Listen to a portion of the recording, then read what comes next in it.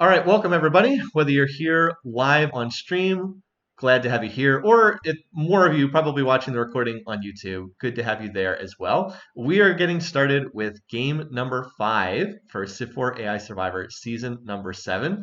This game widely seen as being very wide open. There's not a strong favorite. Kublai Khan is like a modest favorite, but it's pretty open in the picking contest. And that's the general perception in the community is that there's a lot of leaders who could win this game. Not a lot of like big, heavy names. Not a lot of people are like super popular in the community. But there's different people. Yes, yes, everybody forgets Churchill. Okay, again, Churchill was in the championship game last year. He actually almost won the championship last year. I still don't think he's a very good leader, and I don't think this is a good starting position for him at all. Poor synergy with England's starting techs here, and the AI does not do well with forests on every tile at the capital.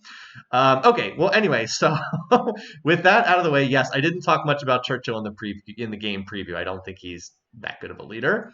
So Churchill will now win the game to prove me wrong. Check back in 3 hours when this game's over, when Churchill wins. But anyway, let's go ahead and get started then. All right, so there's two leaders that start with mysticism in this game. That's Boudica and Ashoka. And one of them is for sure going to get one religion. The other one is likely to get the other religion. Boudica is not opening with a religion. Ashoka is, so he's going to found Hinduism for sure. She's opening with animal husbandry, which is probably the correct tech for her to research because it unlocks her pig at the capital. So that's probably a good call on her notion.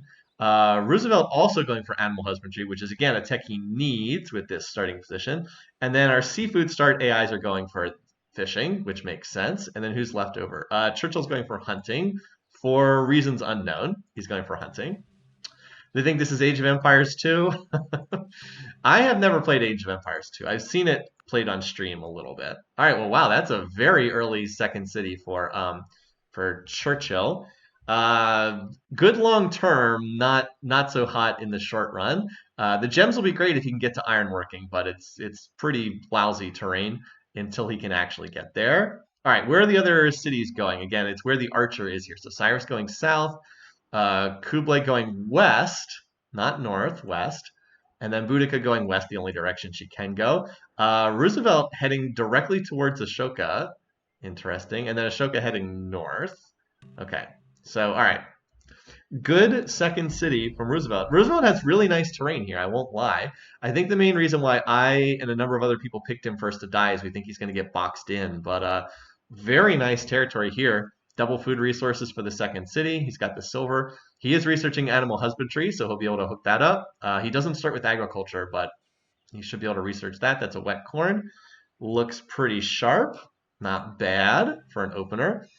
So Ashoka has gone ahead and tossed the city here. Now, this is actually good news for Roosevelt because I think some of us thought he might go east with this city. This is going to be a holy city, so it's going to throw out culture in every direction, and it's not going to be choking America too badly. So, yeah, it's a pretty good spot. It's on a plains hill. There's a floodplains tile that'll be picked up when the borders expand. Also, pigs will be picked up. Again, this is going to be a holy city, so the borders will expand, though. Yeah, America does lose copper. That's a fair point. So does America have... America has iron, but and there's a copper source up here that America probably gets. But yes, definitely keep an eye on that. Oh, wait, America does start with agriculture. For some reason, I forgot. They're agriculture fishing. I said something wrong. The cheapest techs in the game are fishing and hunting. They're the two cheapest techs in the game. All right, and then Cyrus put his city down here.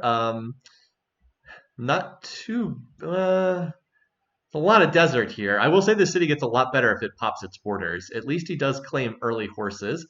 He should go for early animal husbandry because Persia is agriculture plus hunting start. So this city would be much better if for some reason this would become a holy city. Probably not going to happen, but you never know. All right, Boudica also someone who would benefit. So this is a little bit of a side tangent. We often talk about how mysticism is not a strong starting tech, and I agree that it's not for the human player, but for the AI, sometimes the mysticism start can be really good, because look here, it allows Boudica to open with a monument, and that is going to unlock this city once the borders expand. Remember, she's researching animal husbandry, so she'll pop the borders, get pigs and horses, and with those, this will actually be a decent city. But if she were like Stalin, who infamously avoids researching mysticism for whatever reason, this would be a garbage city. But it's not. It's not going to be because she's going to pop the borders. So, was Cyrus smart enough to share his corn to the second city? No, he was not. He was not. So that did not happen. And then last but not least, Kublai Khan has a very nice second city right here. Plains Hill Start, double food bonuses. Yeah, pretty good, pretty good. Yeah, he just needs to connect his resources. Unfortunately, he's gone the archery route because the militaristic AIs love the early archery research.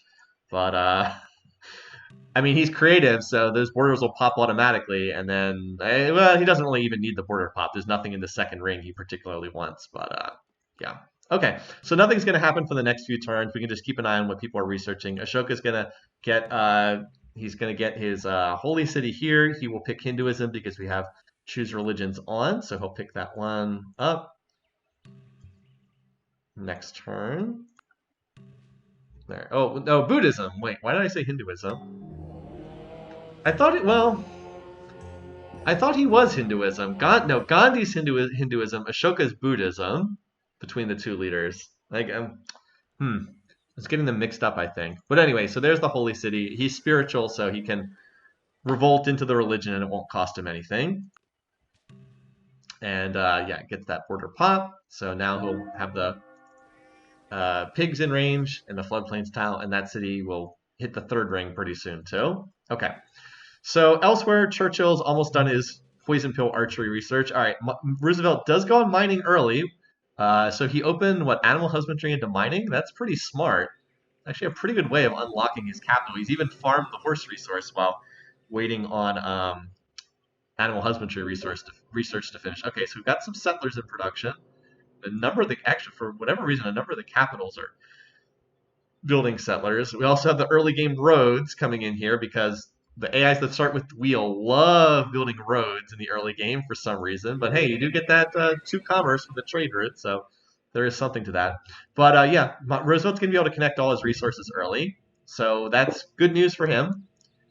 Means he's less likely to die quickly. He does have a beautiful starting position, but diplomatically, he is likely to be. He has the highest peace weight. Or does he have the same as Ashoka? I think they might be the same. So yeah, if he doesn't get squeezed on territory, he could be in a pretty solid position. By the way, this city's already finished its mining, so start popping borders. Churchill going agriculture, which he needs for his wheat tile. Okay, Boudica is going to get the other religion, so she's going to found the other religion here in Vienne, and we'll see what she goes for after that. Probably needs to pick up agriculture, but did manage to connect that. Kublai has connected one of the fish here, building another workboat for the other clams. Excuse me, clams, not fish. And then Cyrus has connected his resource. For some reason, he wants to build a barracks. Got to get that turn 18 barracks, right? Very important. But I think Ashoka is going to get the first settler out because he built this early mine here. So it looks like that'll be the first settler wandering around with Roosevelt not far behind. And then I think Churchill's the next. Nope, Cyrus is also close as well. I guess they're all relatively close. The Celts and the Mongolians are a little further behind, but we'll keep an eye on where these settlers are going while we wait for the meditation research to finish. I think I revealed the map, but just in case. Now, what religion Boudica picks, I think it's just random. I don't think she has a preference for any one religion in particular. There's no Celtic religion in this game. She picked Islam. Okay. I think that was just straight randomness. Now, this is a well-positioned holy city to claim territory. It's going to be pumping out culture at 6 per turn. So that's actually going to lock down a pretty large portion of the map for the Celts. I don't know how valuable that is, but it doesn't hurt just having like a huge amount of territory right in the middle of the map. It will get this gold tile in range, so she researches mining. That could be nice for the early +1 happiness. So yeah, could be interesting. There are a lot of people researching wheel tech, but I think the most interesting thing right now is where these settlers are going. So let's put it back on the domestics tab here. Have my take on Old World. So I've talked a little bit about Old World. I don't want to get on too much of a tangent away from this game. Um, I think Old World's a really neat game, but it just didn't do it for me. I like the civ building aspects, but I really hated the personality aspects, and they constantly drew me out of the civ building part of the game. I don't want to get too pulled away, but basically I've said this before. I wish I liked the game more than I do because I really like Soren Johnson, and he's a great guy, and I just wish I liked the game more than I actually do. It's a very good multiplayer game. It's not nearly as good of a single player game. Um, anyway, so to get back to this, it looks like Ashoka is going to plant on this Plains Hill, and indeed he does. Not a lot of food here, but if he connects the sheep, he'll have at least enough to be decent. And he's going to pop the borders with his monument. All right, now we had another. Now, this is all, again, good news for Roosevelt. Look, he has not gotten crowded by Ashoka at all. So he very easily could have been cut off by India, and that just has not happened yet in this game. So kudos to him for getting a little bit of settling luck here. And now he's pushing north, so he should be able to claim the gold and the copper with this settler up here. Where is he going to plant this? How far north is he going with this? There's also a Cyrus settler out on the map too, over here, right there. So we'll check back in on that in a second. All right, that's an interesting plant. Well, he did grab all the resources with this gold, copper. He doesn't know the copper's there, but and then the pigs and the rice. So he just has to expand border. I mean, it's a garbage city at the moment, but when it pops borders, it'll be in pretty good shape. Yeah, so path is open for him to get at least an even share of the gold. So I would say this opening's gone very well for Roosevelt. Better than I thought it would go because I was another person who thought he might just get completely strangled in the corner of the map, and that is not happening so far. Okay, over here, Cyrus planted another solid city. Actually, this is quite nice. Did Cyrus go agriculture? Oh wait, no, he does. He starts with agriculture. He doesn't have to research it. So he has agriculture. He did go early animal husbandry, so he will be able to connect this. I guess we should look at the capitals real quick. So he's built, look at this, he built 3 workboats, but he's not actually using any of those tiles. So good job there, Cyrus. Here, England mined the one hill that was not forested and then farmed that, but otherwise doesn't have much improved. Ashoka's capital does not look too good thus far. He's building a workboat finally. This is more of what you want to see. The double food resources working the silver and then presumably can work the other silver on. Let's just see if he works the silver on growth. No, I don't know what he's doing with that extra pop point. Boudica has improved the animal husbandry resource and is working some floodplain stuff. And then improved this tile as well. She really needs to get roads. She's going archery. She needs to pick up wheel. Kublai Khan has built roads everywhere, has connected his clams, and then has working some hill tiles. Just out of curiosity there. All right. So, oh, and then a couple AIs still have a settler out on the map.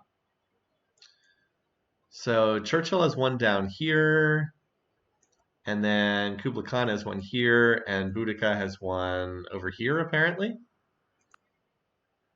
Where is she going with this? I guess she's going to plant here in the jungle. That's a very weak spot for a city. Yeah, okay. Well, I guess it does have the rice, so it's not complete garbage, but certainly not a very strong third city. That's not going to contribute very much. Churchill presumably is going to settle. Oh, wow, he's going to settle there, I guess. In the meantime, Kublai picked up this spot. Nice location. He grabbed marble. Going to have copper and wheat as soon as the borders expand. So that's pretty nice for him. I like this spot for him. Boudica going agriculture. She really needs to get wheel. Really needs wheel, I think, more than arch. Well, I guess she does need agriculture too. She needs a lot of things. Meanwhile, down here, yeah. So there's the Churchill city spot. Not bad. It's got 1 food bonus. Copper in the second ring. Not terrible. Could be worse. So map's starting to fill up a little bit. Oh, we also have a barb city. We have double barb cities. Wow. Pretty early for barb cities to pop up, especially 2 of them popping up this early. Interesting. So Barb's definitely wandering around on the map now. Kublai has got the pottery research underway. And he's on another settler. Roosevelt's apparently picked up pottery as well because he's building. Oh well, look at that. Look at that early research from Roosevelt. Yeah, look at this, 23 beakers per turn. That's more than anyone else by like a wide margin. Look at the comparison here. A lot of people on single digits, and he's on 23. Nice having the double silver at the capital, right? Pretty nice. I mean, if he can just stay peaceful, he's going to be in great shape in this game. Anyway, so I don't think we're going to see that third religion anytime soon. Ashoka's got enough. Who's going to be the next to finish the settler? I don't think anyone has one out on the map right now. Is that one? Oh, Roosevelt has one in New York. Let's follow where this one goes then. Yeah, the double silver is pretty nice. Is he going north again with this? I mean, he should. I just, expect the AI to run down in the tundra all the time. That's how the AI typically rolls. Where did that settler go? Moved back into the capital for some reason. Okay. Meanwhile, there's a settler over here for Ashoka. And then does anyone else have a settler? Wait, does he have two? There's one in Vijayanagara. And that, wow, Ashoka has double settlers. Interesting. He hasn't built any roads yet. Also, Boudica went for masonry over wheel. That's a big mistake on her part. Yep, that's a pretty big mistake on her part. She desperately needs wheel to connect her territory. Her economy is going to stagnate badly without that. Not good for her. Meanwhile, over here, Kublai is working on a settler. Cyrus, does he have one out? Well, he already founded a city with it. He planted over here on the left-hand side, Ekbatana. So Cyrus is the first of 4 cities, I believe. Anyway. So, and yeah, there's still multiple Ashoka settlers walking around. And all right, so that settler is in fact heading for the southern tundra. I'm not surprised that Roosevelt decided to run into the bottom tundra. And I guess he's going to plant on this tile. Boy, that is a forlorn. Here's your poverty points. Poor Philadelphia. What was the value of this city again? If you're going to toss down a garbage city, at least grab the furs with it. Yeah, that was a questionable decision to say the least right there. It looks like this Barb City is not in any danger of falling anytime soon. And India is still walking around with settlers, so this one's probably going to go down on this hill tile. Yes. 300 turns it gives him oil. Again, needs a border expansion, but will be good once it gets that.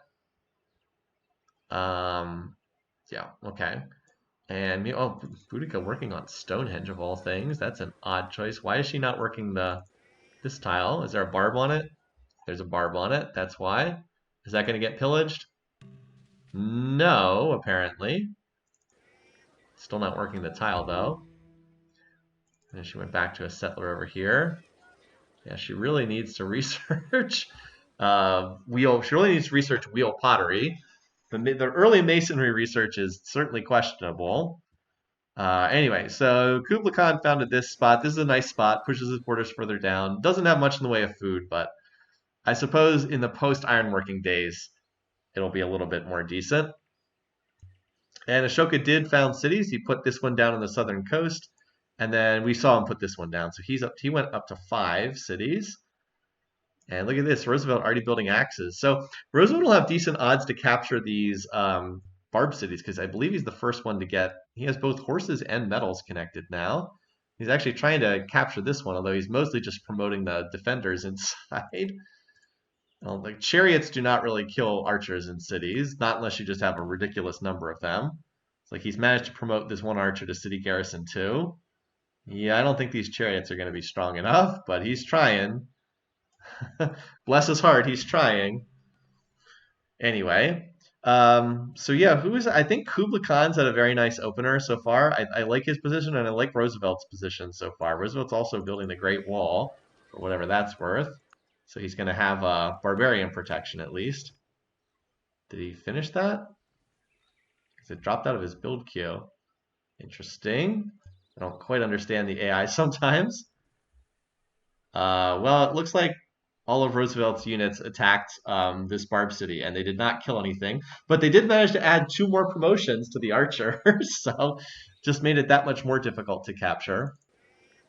This city, I guess, is going to build Stonehenge because I don't think anyone else is building it, which is actually not a bad pickup for Boudica. Oh wait, she apparently I missed her putting this city down a little bit earlier. Apparently I missed that, and then she expanded up here on the northern coast too. So her economy is not great, but she is claiming a decent amount of territory. This by the way, this is always Boudica's weakness. She's really bad at the economic side of the game, um, just like really bad. At least if she can connect, if she can work this gold tile, that would actually help her a lot. All right. Anyway, also Cyrus double expanded too. He literally just put these down, Gordium and Tarsus. So putting that imperialistic trait to good use, up to 6 cities already. Churchill's on 3, by the way. Actually, Vijayanagara is on Stonehenge. Actually, this city looks like it's going to get Stonehenge first. So yeah, interesting opener. Let's do our typical stock of the game after 50 turns. So if you want the overview with the Barb cities, here we go. We'll take a quick look at the charts. Yeah, Churchill, I think Churchill's had the worst opener. And again, I did say before the game started, I thought his starting position was very poorly suited to England.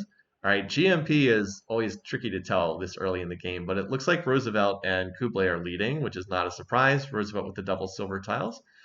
Production, there's not a huge difference from anyone so far. Boudica's production's been pretty low. Food, Boudica's actually first in food. That's interesting, but they're all still pretty close. Power, Roosevelt's first in power. Look at this. Actually has a pretty good shark fin here from when he attacked the Barb city. Lost like 4 or 5 units, and this early in the game, if you lose 4 units, it shows up pretty meaningfully on the charts. Cyrus and Kublai look like they've also connected metals or something. Otherwise, I wouldn't think that they're power. Nope. He's connected horses, and Cyrus, I don't know why Cyrus's power is that high. It's just from archers. That's pretty surprising. And then if you want the quick look at research, so 12 for Kublai, 9 for Cyrus, 10 for Ashoka, 8 for Boudica. Yeah, her economy stinks. 12 for Churchill. And then, all right, Roosevelt's running gold this turn for some reason. I guess he's trying to upgrade units. Let's see if we can get a read on him. He's still upgrading units, so we can't really get a sense around. Boudica is finally going for the wheel, which is what she needs. Needs to be able to build connector cities together. Also, what is this 1 HP warrior doing running around here? I guess she doesn't have any units better than archers right now. Yeah, she doesn't have any units better than archers. Whoops. Well, I guess it's tough to fight the barbs when you just have archers and warriors. It looks like Vijayanagara is going to get Stonehenge. Although it might actually be better for Boudica if she just gets the fail gold. It looks like she canceled her Stonehenge build in favor of building more archers. So if you're on Ashoka to win by culture, that's actually a really good wonder for him to build, because that's going to double in culture and pump out a sizable amount over the course of the game. Now, we still have that third religion available. No one seems to be that close. Churchill finally put down a 4th city up here, which, okay. It's in a green portion of the map, but it's not going to bring him a lot, certainly, in terms of strength. Also, Roosevelt tossed a city way up here for city number 5, which does give him iron. Has he researched bronze working to study? Yes, he has, because he has axes in his territory. So yes, he has researched bronze working. And Boudica ended up getting a decent amount of fail gold. We'll see if she goes 100% on wheel. Yep, she did. This is actually good for her. She really needs wheel to be able to start connecting her cities together and get that gold resource connected. So the map is filling up, right? We still have some space. We've got like the north, the deep south, and then some of these kind of holes in this portion of the map. There's this is an important part of the map here too, because this is where the ivory is located. There's one here and one here. I would expect Kublai to get this, but I guess we'll have to wait and see. And Ashoka is now taking over the score lead, thanks to his wonder building. Investing a lot of production in wonder building right now. So no one's really... Roosevelt completes the Great Wall. Not the most useful wonder, but I suppose it'll keep barbs out of his back lines. We've seen the AI does struggle with barbarians a lot of the time. Like, it takes them a while before they get this stuff done. So who else doesn't have wheel? Was she the last one to get wheel? I think everybody else. No, well, yeah, Ashoka has wheel. It's always like, where do they not have roads in their territory? Always kind of amusing. I have to build 1,000 meters of walls to seal off the rice. Anyway, as I said, the map's pretty settled at this point. And it's harder to spot who is a settler out. So, uh, yeah, Boudica still tops in score, although I think a lot of that is land points. I don't think that that's necessarily meaningful in terms of like how strong she actually is. She probably researched masonry because she wanted to build her unique building. I think the AI puts a high preference premium on that. Anyway, she won't be plotting war because she doesn't have metals connected. Ashoka is unlikely to be plotting war to begin with. Kublai, no. Roosevelt. Oh, a Roosevelt war. Wow. Oh, Rosie. Interesting. Who does he not like? Well, he doesn't like Kublai Khan, apparently. Everybody else he's just cautious with.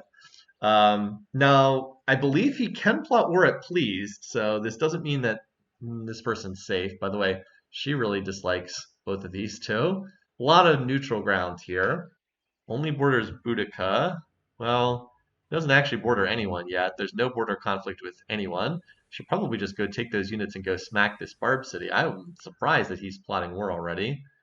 And in the we had an alternate histories for a game from a couple seasons ago, and apparently Cyrus can plot war even if he doesn't have metals connected. If he has horses for his immortals, he's like a very rare AI. So sometimes he plots war super early.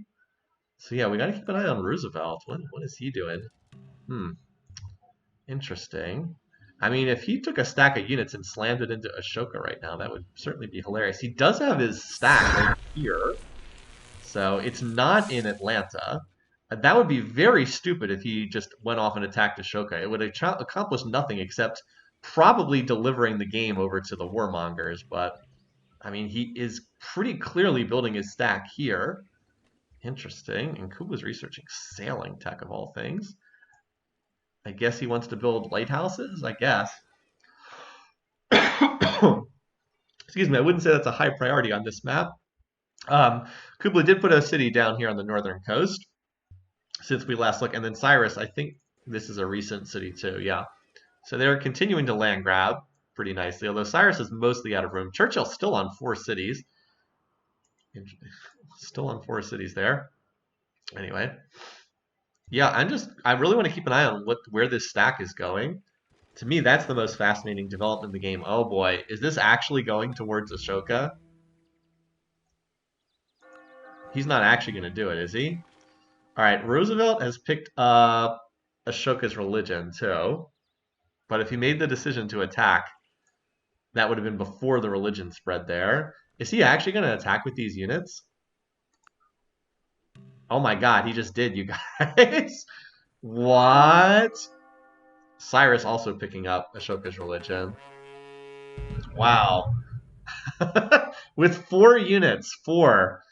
The 2 highest piece weight AIs in the game who really need to be allies with each other are now at war. This is something. Okay, I cannot possibly see him having any success at taking a city here.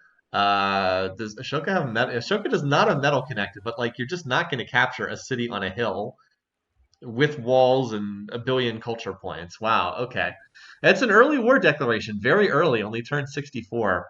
Man. All right. Well, let's look at the diplomacy here.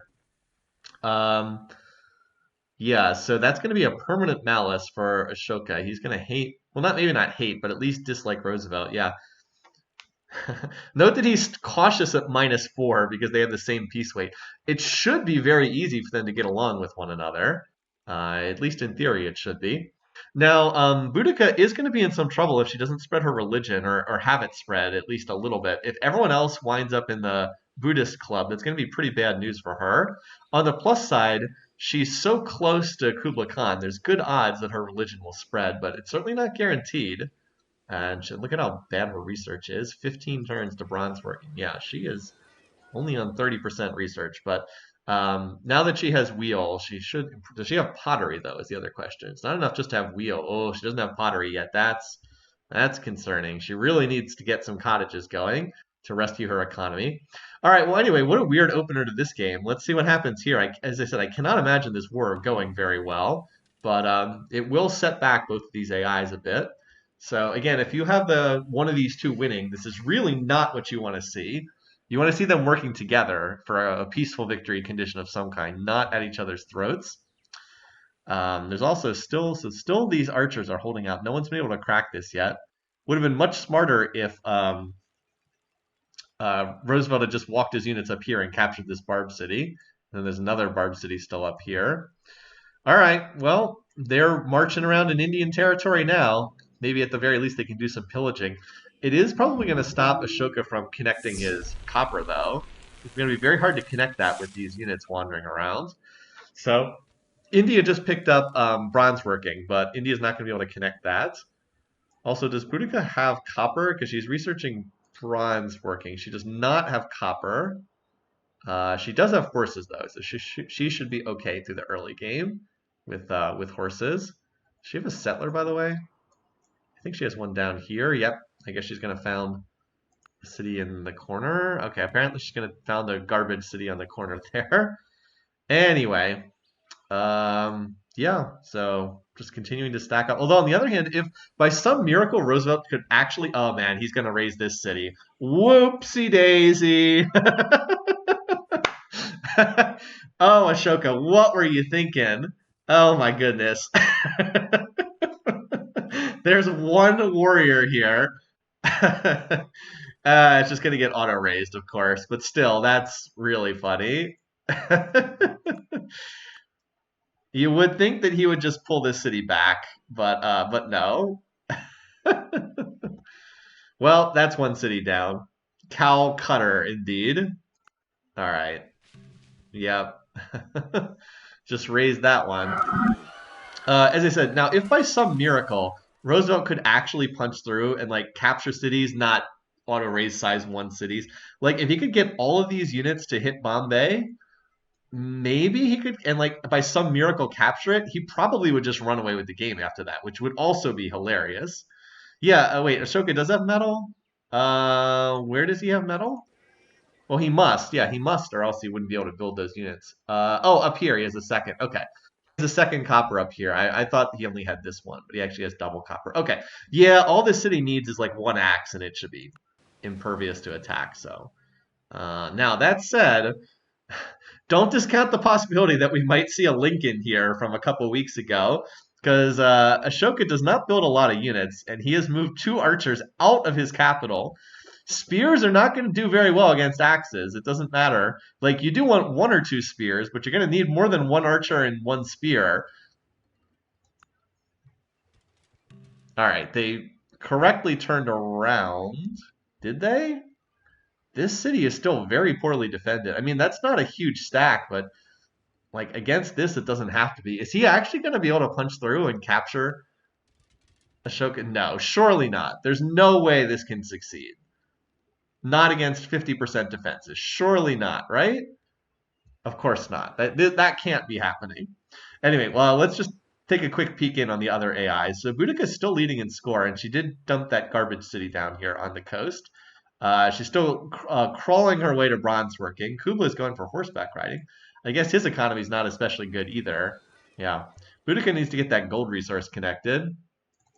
That'll like, oh, she actually does have it. Ooh, she does have it connected. Okay, well, she can increase her spending. She did get the gold. She can actually work double gold in this city once she gets the stuff connected. Anyway, Cyrus, his economy does not look amazing either, although he is on pottery, which is going to help with that. Churchill did finally found some extra cities, so he's at 6. Yeah, he's at 6. He jumped Canterbury and Coventry, but he looks like he's mostly out of space now. I don't think there's room for much more. The AI could dump a filler city there, but that's about it. And then there's still quite a bit of space over here for somebody to claim. You know what else is bad about this war is Roosevelt will not plant additional cities while he's at war. Like, he will not found a 6th city while he's at war. So he's going to be stuck on 5, and I don't think that's enough to be competitive. So also means someone else is more likely to capture this Barb city, which is apparently like the world's best defended Barb city. Got 5 archers in here. Anyway, so just a quick check-in on what's going on elsewhere. We should just see if anyone else is plotting war. No, you don't have metals connected. You are not. Cyrus? Not yet, at least. Churchill, I would be surprised if you were, but okay. All right, well, let's keep watching this stack and see where the heck it's going. This stack just wiped out an Ahsoka mini stack, I think. Did it? Because there's some injured units here, so they must have attacked and killed something. I can't get over how poorly defended Bombay is, but yeah, well, there's an axe in there now. 2 archers, a spear, and an axe. Well, the spear should be able to kill basically an infinite number of chariots. I don't think that'll be enough to take that city, because production will happen first. So an axe, 2 archers, 3 spears, I'm pretty sure that's enough. This is a pretty chariot-heavy force. Now, those axes do have multiple city raider promotions, but I still don't think so. Really would need, really could use like another axe or 2 in here for the defensive benefit. I guess there's another axe over here. Yeah, if you missed this, Roosevelt attacked Ashoka very early on in a very bizarre outcome. Well, let's see. If by some miracle Roosevelt gets some big dice rolls, there's only going to be 6 units in here. I still don't think this is enough, but, you know, maybe he gets lucky. We'll see. It was not enough. Well, he actually pulled back and didn't attack at all. All right, and Kubla has converted as well. So again, this is bad news for Boudica. No one has adopted her religion. I think she's been a little bit unlucky in that regard. But if she has no one following her faith, she's going to have a lot of trouble long term in this game. She really needs to convert Kubla Khan to her religion. So yeah, we'll see if she has any success at doing that. But that's what she needs, is to get religious allies. Anyway, for the time being, we'll keep watching whatever's going on over here. I guess now we're going to turn back and try again. Congrats, Ahsoka built the Temple of Artemis while he was in the middle of that war. Also, Kubla got another city here. So Kubla's borders are now extended down to touch Ashoka as well. If Kublai were to pile in here, he might have some good success, because there's not that much on defense. Anyway, well, let's see it. Once again, it chose not to attack. It's continuing to wander around here. Remember, it costs a lot of money to keep units in enemy territory. You really don't want to have stacks just wandering around. I guess the AI doesn't pay that much because they get so many cheats on deity, but you really don't want to just be wandering around in enemy territory. All right, so here's some Islamic missionaries. So she may be able to flip people into her religion. She doesn't have writing tech yet, so she can't sign open borders, but she is starting to build the missionaries. Also, I thought that Cyrus had planted a city here, but apparently it was just an immortal wandering around. Roosevelt's been possessed by Wang Khan. I mean, it feels like that. Look at this poor city getting squeezed. Poor city. Anyway, yeah, I'm fascinated by what this stack is doing. It's just like wandering in circles. Pillaging, I guess. Well, something fought somewhere, because Roosevelt just got a great general, so something got killed somewhere. Also, again, this Barb city still continues to be like the world's most impenetrable location. Boudica has apparently got arches up here, but not enough. She probably needs to get ironworking, honestly. Well, she really needs pottery so she can build cottages, and I don't think she has that now. But she is researching its prereq. All right, well, anyway, let's keep an eye on this stack. Is it finally going to attack? The answer is yes, and they all died. One chariot retreated, so yeah, Ashoka unsurprisingly got a great general out of that. That was a disaster. Most of those units just died after doing nothing. Does Roosevelt have iron hooked up? Good question. No. Does he have it researched? He does have it researched, but he does not have iron connected. He does have it in, I thought he had it in his territory. He does. He's connecting it right now, so he'll have it shortly.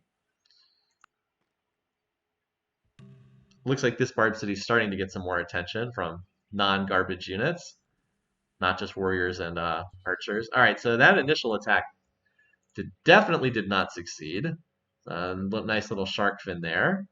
Ashoka's power was not really disrupted at all. Should do a quick check-in on whether anyone else is plotting war at the moment. Boudica, I don't think can, because she doesn't have metals connected. Cyrus, no. Okay. Cyrus just kind of chilling in this game. No. Okay. Cyrus needs to research um, mysticism. He needs to get the borders popped. He's really suffering because he doesn't have the word. Like, he still has not connected this cow. He settled this city on like turn 5. He still does not have the cow or the rice because he does not have any way to expand borders. At least he is building cottages though. Boudica's gone for sailing instead, so it continues to ignore economy pretty badly there. What's going on with the barbs over here? She's gonna get her gold pillage if she doesn't watch it. Yeah, she's struggling on in terms of economy. She does have another settler up here though. Sure, we can sign open. Well, so open border starting to get signed. I'm just curious if this is actually going to get pillaged. I suspect it will. Yep, that's actually a setback as well. She just lost her happiness and cratered her tech because she needed to work that. Oh well. The city at least has a monument so it can pop borders and hit that. All right, anyway, what's going on the front lines? Okay, so now both sides are just throwing axes at each other. This is like the most wasteful combat you can have, is just building these axes and hurling them at each other. But yeah, Ashoka's trying to strike back, but like he can't punch through here any more easily than Roosevelt can. This is just a very wasteful war on both sides. Pretty disastrous, honestly. A fair decent number of axes, but again, I can't really see much happening. As far as Churchill, he's building some axes too. I don't suppose he's gearing up for war. Nope, he's not. Boudica needs to get to ironworking, and she's still not there. She might actually get the pyramids, because I don't think... Is anyone else building the pyramids? Cyrus is, but he's not even remotely close. Great lighthouse down there. Oh, Roosevelt's building them. Looks like he's going to win that race. He's only 6 turns away. Is Roosevelt going for catapults? Good question. He might be, because he's in the war. No, he wants calendar tech instead. Now, does he have calendar resources, out of curiosity? He has 1. Just has 1. I guess he'll have 2 when he gets the dies. So, yeah. That barb archer got cleaned up, but it'll take the AI a while to reconnect those gold tiles. Kublai is looking increasingly like he's in a good position. Like I said, Kublai has the opportunity to try to pile in here on the weakened Ashoka. He'd probably do better if he waited until construction to do that, but you know, the opportunity's there. All right, so Roosevelt got the pyramids. If someone takes him over, that will be a tasty prize. Boudica got some fail gold, or is about to get fail gold, because she was building that for a while. So yeah, she got 400 gold. Honestly, that might be better for her. Just let her run 100% on the slider for a while. So Ruzi goes into representation, which is nice, but what would be even more nice would be more than 5 cities. Really hurting for that. So most of the AIs have kind of stopped expanding. I guess they think the map's pretty full at this point, which I suppose it is. There was a Boudica settler wandering around up here, but it never... Yeah, there's one in here, but it never actually settled. I guess she's moving it up now, and the workers are returning. All right, Cyrus building Great Lighthouse could be pretty significant. Oh, well, wait, what? Apparently captured and recaptured there. Wait, what? I guess I missed that. So it was captured and then retaken, which, again, is like the most wasteful thing possible because all the infrastructure just disappeared. And then a bunch of units died and like the city just got recaptured. Anyway, to get back to my other point, this is nice for Cyrus. He has a lot of coastal cities. This is going to help his economy by a fair margin. Also, Ashoka is going to found another religion, so he's going to bury the monotheism religion, most likely. Yeah, Cyrus is 1, 2, 3, 4, 5. That's a lot of cities on these Pangea maps. Yeah. And then I think we had I was watching that settler up here too. Just curious where this was going. Oh, never mind. Turned around again. So Confucianism founded as the monotheism religion in, where's Patalaputra? Okay, over here. Seems unlikely that's going to spread. Maybe to Churchill, who doesn't have a religion? Maybe. I was also curious about the open borders situation here, because Boudica can't send her missionaries out until she has open borders. She spread her religion to all of her cities at this point, but she can't get them anywhere else. Meanwhile, this Barb city is slowly getting whittled down, but I think Kublai Khan is the one most likely to get it, unless one of these random units would snipe the city. I suppose that's possible. There's certainly enough units hanging out here. There's 3 archers left. You know, you could leave it on like one archer that's low HP, and then Cyrus or Boudica or even Roosevelt with that warrior could potentially snipe it. Anything going on the front lines over here? Just more units getting traded back and forth. In terms of the power situation, yeah, look at this. Look at how wasteful this attack was. All these units dying just to do nothing. Boudica still does not have metals connected, although she is researching ironworking, so she should have them shortly. Yeah, I've been trying to check in with Kubla as far as whether he's plotting war, but apparently he's not. Still not going for it. All right, down to just 3 archers remaining here. There's this Kublai axe that's just killing an archer like every turn. This has been like the most wasteful war. I feel bad for Ashoka because like his game has been, I wouldn't say ruined, but it's certainly not going well as a result of this. All right, so everyone is now, literally everyone in the game is Buddhist except for Boudica, which is not a good situation for her at all. As I said, she really needs to start converting people. On the plus side, I do think that she has decent odds to be able to convert Kublai Khan, because he doesn't have a ton of Buddhism in his cities, but yeah, we'll see. I wouldn't say that. I would say she's been a little bit unlucky that no one has picked up a spread of Islam, her religion thus far. Yeah, just more units just getting tossed at each other to no point or gain or whatever. Here comes some more.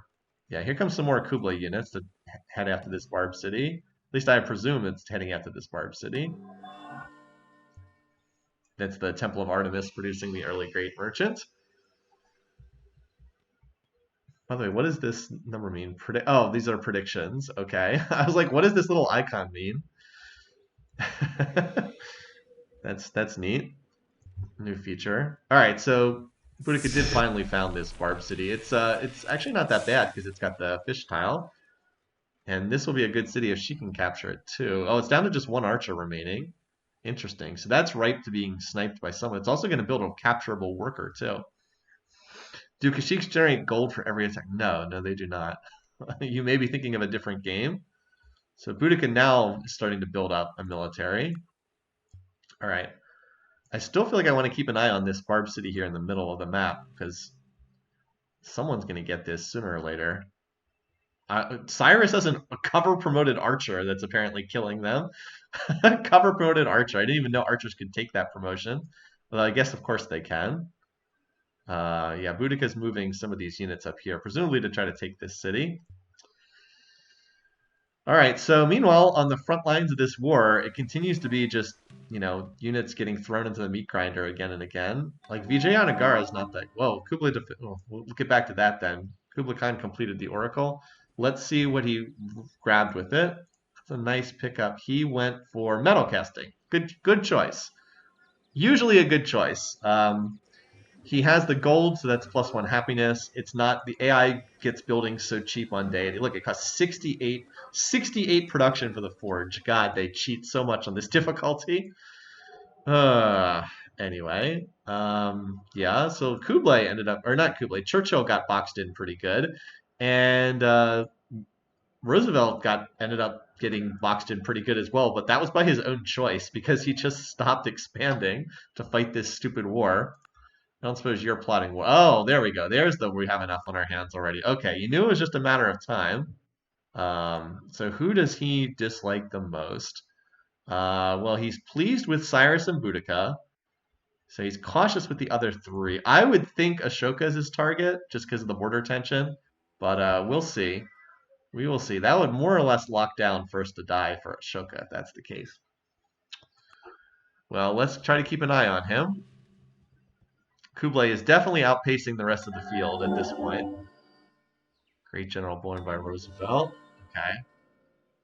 Yeah, he's outpacing the rest of the... Oh, they finally made peace with one another. Okay. Finally got peace. So I'm wondering when this Barb City... This Barb City has 1 unit left, so it's very vulnerable to attack. And then this one has 4, along with the garbage train over here. And that's apparently 100 turns. So after 100 turns, Kublai is definitely winning this game so far. And then it's close, and then it's like pretty close amongst the other AIs. Although diplomatically, I would say Ashoka's position would be good based on religion. The problem is he looks like he might be getting focused by some of these other leaders. So he's not plotting war yet. Boudica not plotting war either.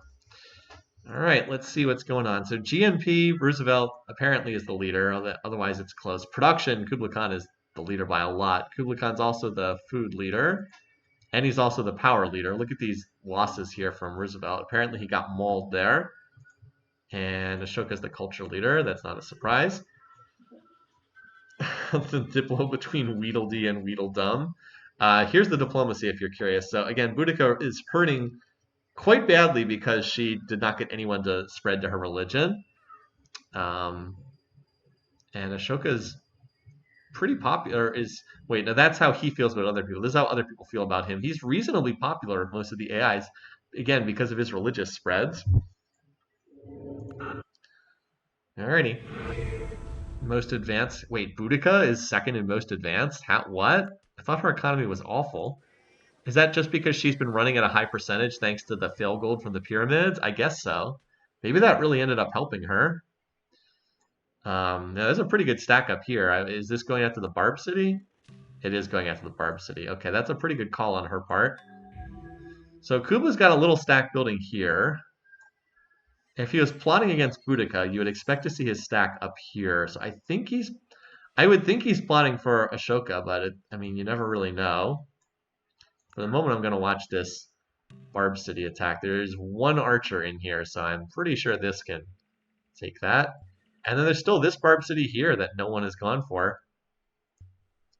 Now that Roosevelt's out of war, by the way, he can found more cities. And in fact, he just did down here in the deep south. But he's kind of been locked out of most of the map by this point. I guess there's still room in the deep southern tundra for him to found cities. It's kind of silly of him not to, kind of silly of him to lock himself into peace for inability to build settlers for such a long time. All right, so yeah, Boudica is still kind of quietly expanding up here. 1, 2, 3, 4, 5, 6, 7, 8 cities.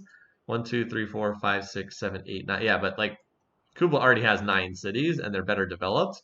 He's also going to build Colossus very easily too because he's the only one with metal casting this early in the game.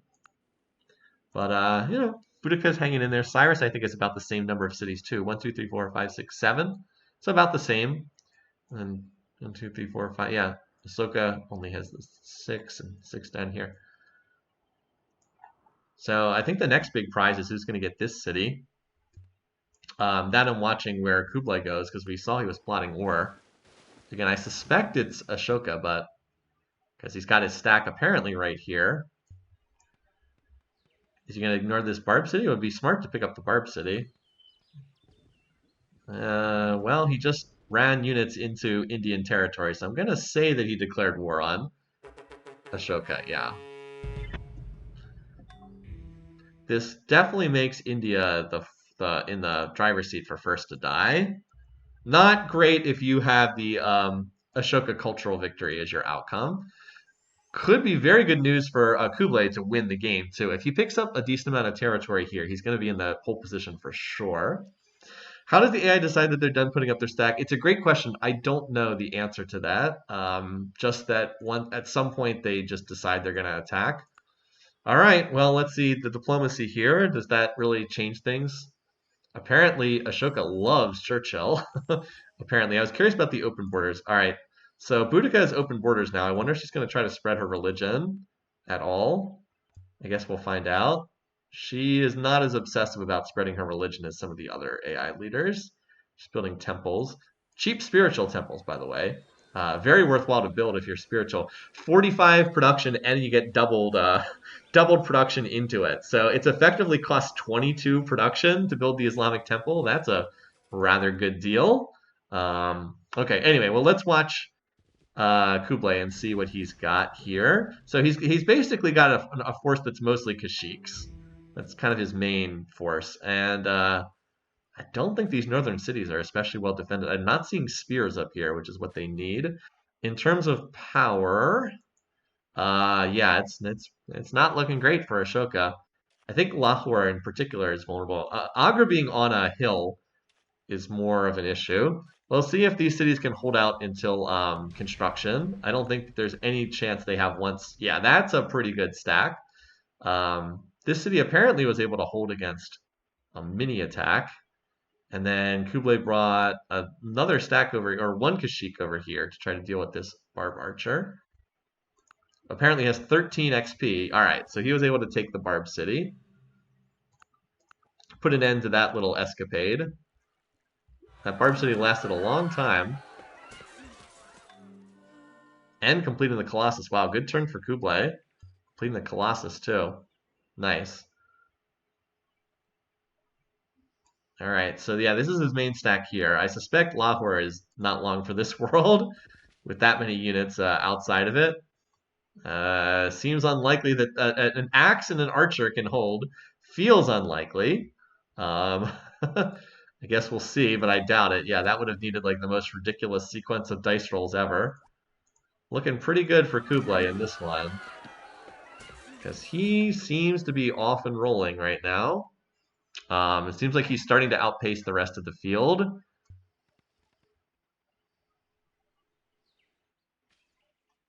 Will a pool one leader actually win this week? The one time I didn't pick. Probably. We should also check to see, is Cyrus thinking about doing anything? Nope. He's just going to do his thing. Well, Boudica is apparently. She would be poorly served by trying to attack Kublai. She doesn't really like anyone, though. We'll see. Yeah, it's like she doesn't really like anyone. She might have some success if she were to go after Roosevelt, though. Although without catapults, well, she's got a huge stack right here. Without catapults, I don't see her doing much. Maybe she could snipe one city.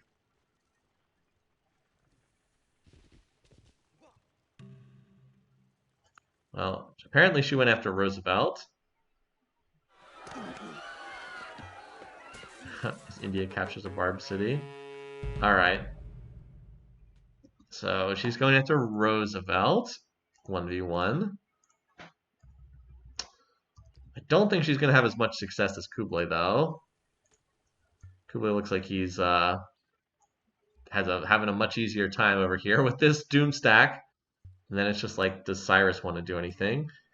So Boudica just picked up Calendar, I believe, so she does not have construction. I don't think she can make much progress without that. In terms of power, she is ahead of Roosevelt, but like it's not the disparity that Kublai has at the moment. Let's see what's going on over here. Yeah, Kublai would also get the Buddhist holy city, which would mean he would basically never swap out of that religion afterwards. So as I said, none of this is particularly good long term for Boudica. I think the position for Cyrus for a potential second is pretty solid, though. You can just kind of tag up with Kublai Khan and be the Robin to his Batman, essentially. All right, so here's the big stack. That's a pretty good defensive stack, though. Like, if Kublai tries to attack that, it's not going to go well, and it didn't. He actually just lost a lot. Maybe Kublai should have waited for construction, which Boudica, by the way, is researching. That was a pretty big stack that just got wiped out there. Should go check it out on there. There's another big stack behind it, but if Ashoka just keeps his stack holding in that city, actually didn't lose as much as I thought, or maybe his power is just so large it didn't matter. Yeah, meanwhile, what's going on over here? Oh, here we go. The stack's moved over here. Again, I don't think there's much chance of Boudica capturing anything until she gets catapults. Maybe when she has catapults, she'll have more luck. These two apparently just dodged past each other. All right, here comes another stack again. But this city's, credit to Ashoka, the city's well defended. I don't think this falls either. Again, not without catapults. Looks like the combat did not take place. Of course, it's only a matter. By the way, there's a holy city. Where is that founded? Where's Philadelphia? Oh, there it is. Right down here. Like the city's been holding pretty well, but sooner or later Kublai will research construction, and then you can't hold the cities once the defenses come down. Yeah, that's another attack that faltered. So nice job defending there. And Boudica apparently got a great general. Roosevelt built the mausoleum. Interesting. So units getting traded over here as well. Yeah, a lot of AIs on construction now. A lot of fighting going on over here. And look at all those injured units. Now the only ones that get a defensive bonus are the swords and axes. All the other units are trying to heal up. So here comes Boudica. She still doesn't have a catapult actually built yet. Why is she building chariots? She just finished. No, she hasn't finished construction yet.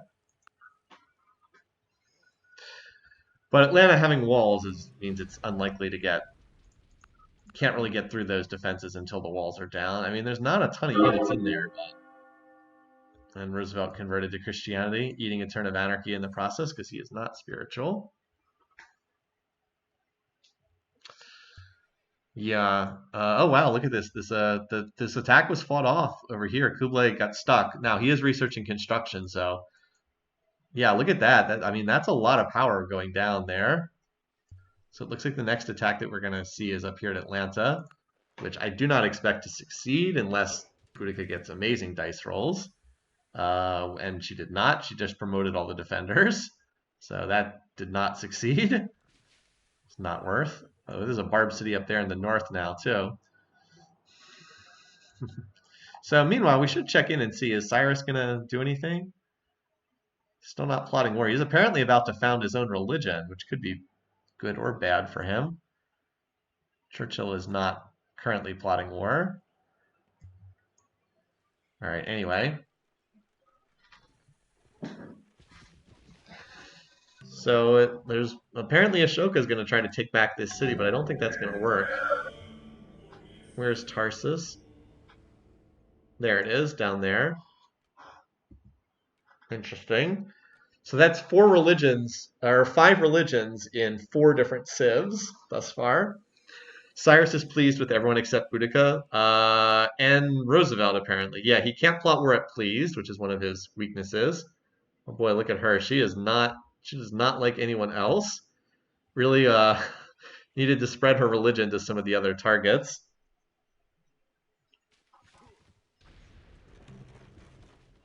So yeah, she's not going to do anything until she finishes these catapults, which she's building quite a few of right now.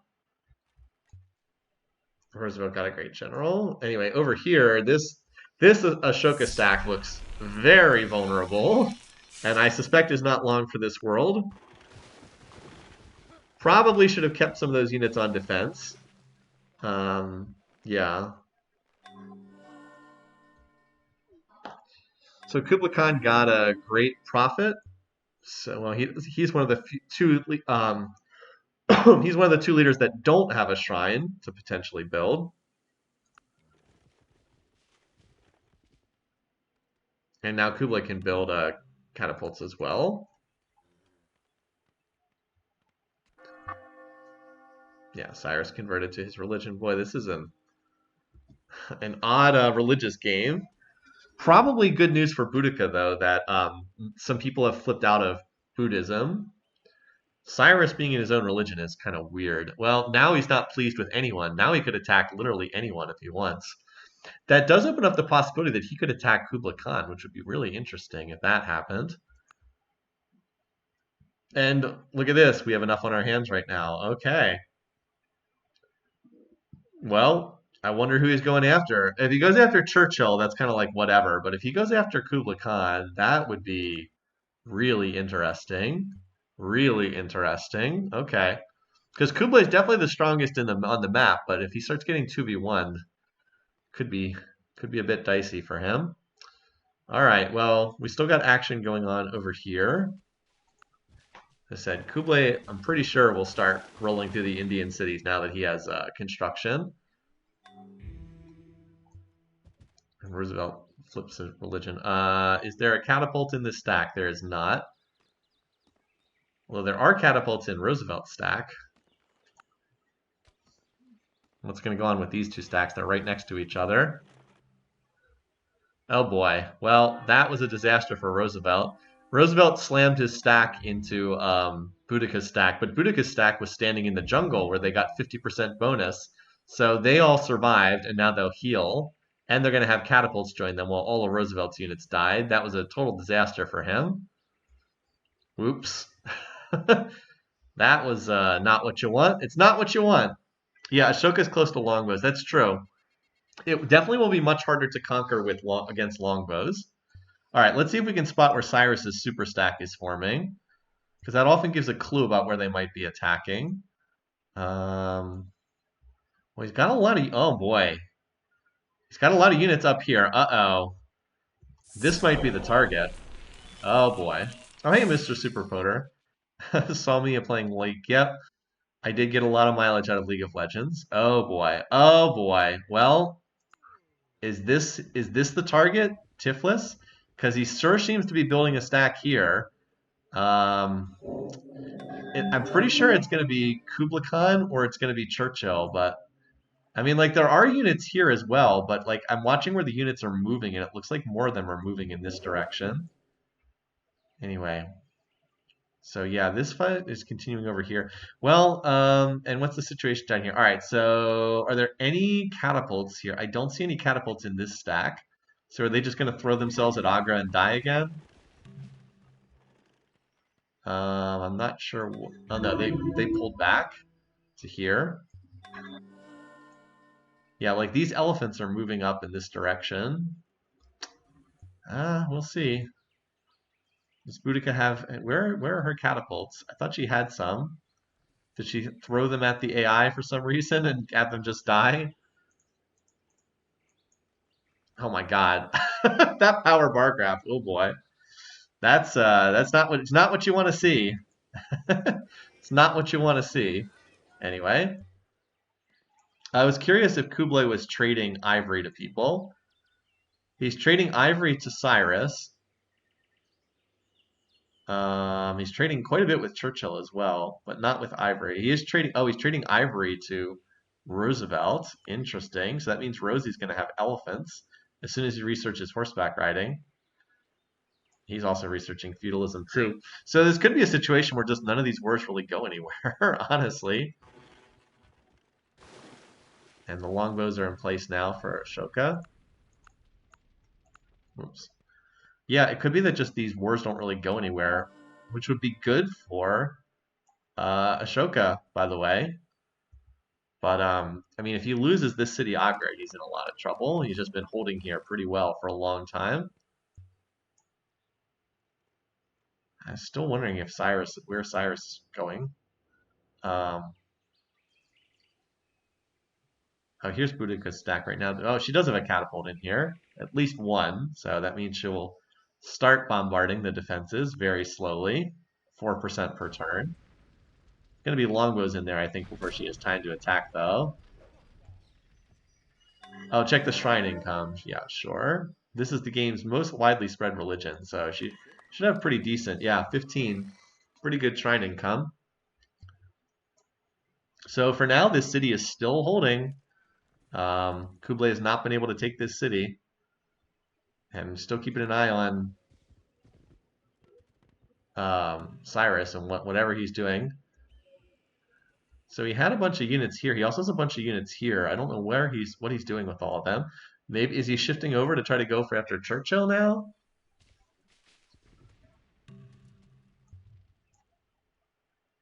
Yeah, I have no idea what he's doing with these units. By the way, Churchill, is he plotting for war? No, he's not. Just out of curiosity. All right, so Boudica does have a stack in place. That's a pretty well defended city. As I said, Roosevelt should have feudalism done before the attack comes in, though, so I don't know how much progress is going to be made there. Well, there are more attackers trickling in here, too. So, Cyrus, you're the one we're all watching. Really curious.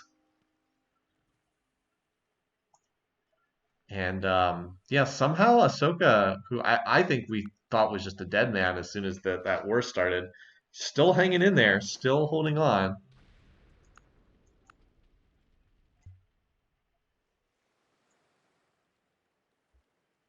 I mean, that's a lot of. If he's plotting war and the stack is here, it's hard to see how anything other than this city could be the target. It really is.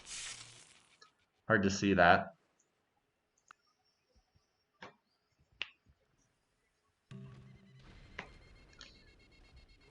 Yeah, this catapults are slowly knocking down the defenses of this city. The city is not on a hill. Churchill finished the statue of Zeus. That seems like the kind of thing Churchill would do in this game, just kind of the screw you setup. I'm surprised that Kublai didn't have currency tech before. A little surprised he didn't already have that one.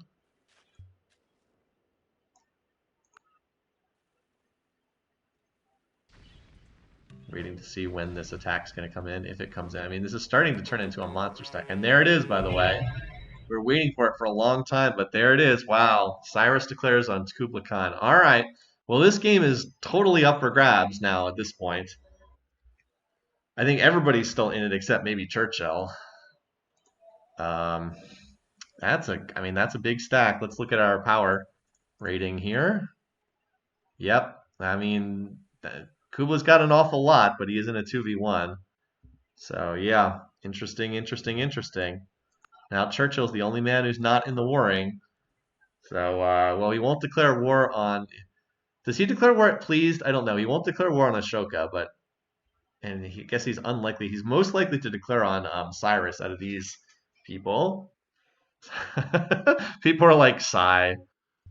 Yeah, so this is good news for Ashoka, who looked very dead, but just got a lifeline there. All right, let's see what happens over here at this invasion. All the defenses dropped in one turn. Atlanta also lost all its defenses too. Let's see who moves first between Cyrus moves first. Then I'm gonna watch to see if this city gets captured, which it should, given how many units are there, and then we can maybe flip over and see what's going on over there. So that city fell. Atlanta did not fall, but it's going to. That's bad news for Roosevelt, who just doesn't have many cities to begin with.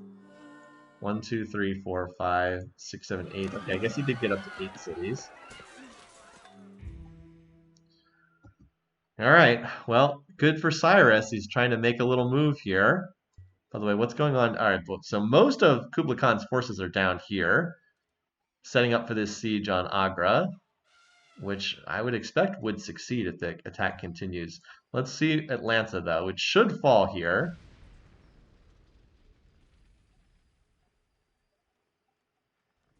Oh, that's a long inner turn. What's going on? Yeah. So, Ashoka built Shwedagon-pai. Boudica picked up the city there. That could be a big deal because this is like an isolated 1v1 right now. No one's going to come to Roosevelt's aid. And he just lost like his border city. So, and he just lost a fair number of units too. I mean, he has feudalism, so he should be able to stall this out for a while. But like, what does he have? 7 cities now, but like 3 of these are garbage tundra cities that don't really contribute anything. At some point, it starts to tip away from you. 1, 2, 3, 4, 5, 6, 7, 8, 9. I guess Boudica doesn't really have any more territory either. Well, we'll see. I will say if Boston goes down, then he's really in trouble. Because, like, that's another core city. And it would cut off copper, although he has iron, so that wouldn't be a big deal. All right, anyway, over here, Agra is under siege. Let's watch this. There's 9 catapults here. Cyrus looks like he needs a little more time to marshal his forces, so let's keep an eye on this, on Agra. Yeah, Kublai Khan should definitely sign peace with one of these 2 opponents. Although I'm wondering if he'll capture Agra first. because this city looks pretty toast. Like it's going to be, going free religion from Shwedagon. That's interesting. How does that affect how people feel about Ashoka? This is how people feel about him. So Cyrus likes him, Churchill likes him. Probably helped him out somewhat, except I guess with Roosevelt, because wasn't he pleased with him before? Anyway, it's an interesting decision. By the way, look at how close these scores are. Kublay's out in front, Roosevelt's behind, but these four are all very close right now. All right, well, that's a big blow to Ashoka because I think that might have been one of his three potential cultural holy cities. Wait, oh, never mind. I thought he was at war with someone. What are the three cities for Ashoka? Vijayanagara, Pataliputra, Bombay. That's a very significant capture because that was like the border city for ages and ages, and then it just fell. But now, of course, it's got to deal with Cyrus up here, who's sieging up the next city. So gain one, lose one, basically. And then we should check in just to make sure Churchill's not plotting war. Churchill's not doing anything. Boudica, it's a shame she doesn't have access to ivory. She could build elephants, but she doesn't have them. Actually, that city's not that well defended.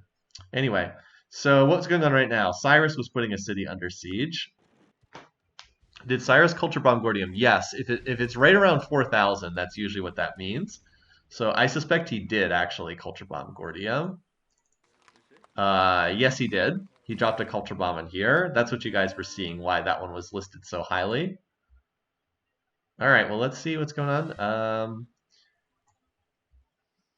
Kublai seems to have paused here against India for the time being. And then over here, yeah, Boudica is healing up her stack after taking Atlanta. So the action for the moment is up here by Beshbalik. Got a lot of elephants on elephant combat here. Now, does Cyrus actually have ivory? No, he doesn't have ivory. All of his war elephants are because he was getting traded ivory by Kublai Khan.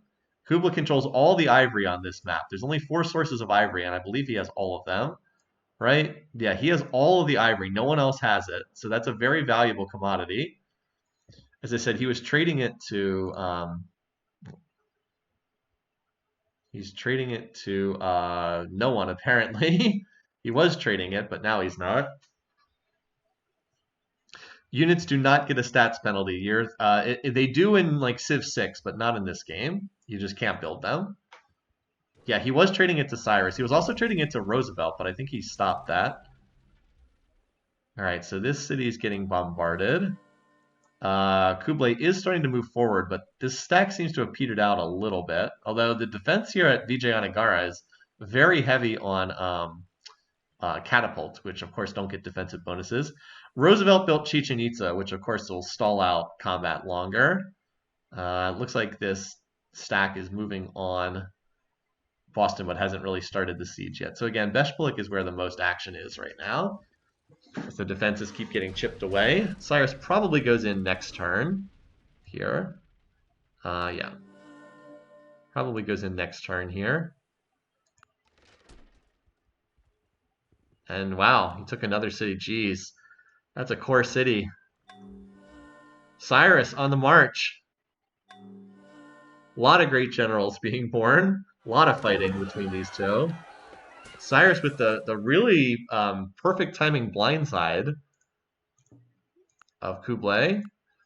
Because Kublai was starting to get to the point where he was just running things over. Kublai should really sign peace now with Ashoka. It definitely seemed like the way to go. Oh, apparently Boudica's stack got shredded pretty good. Because she lost quite a few units. I just see a couple catapults standing out here by themselves.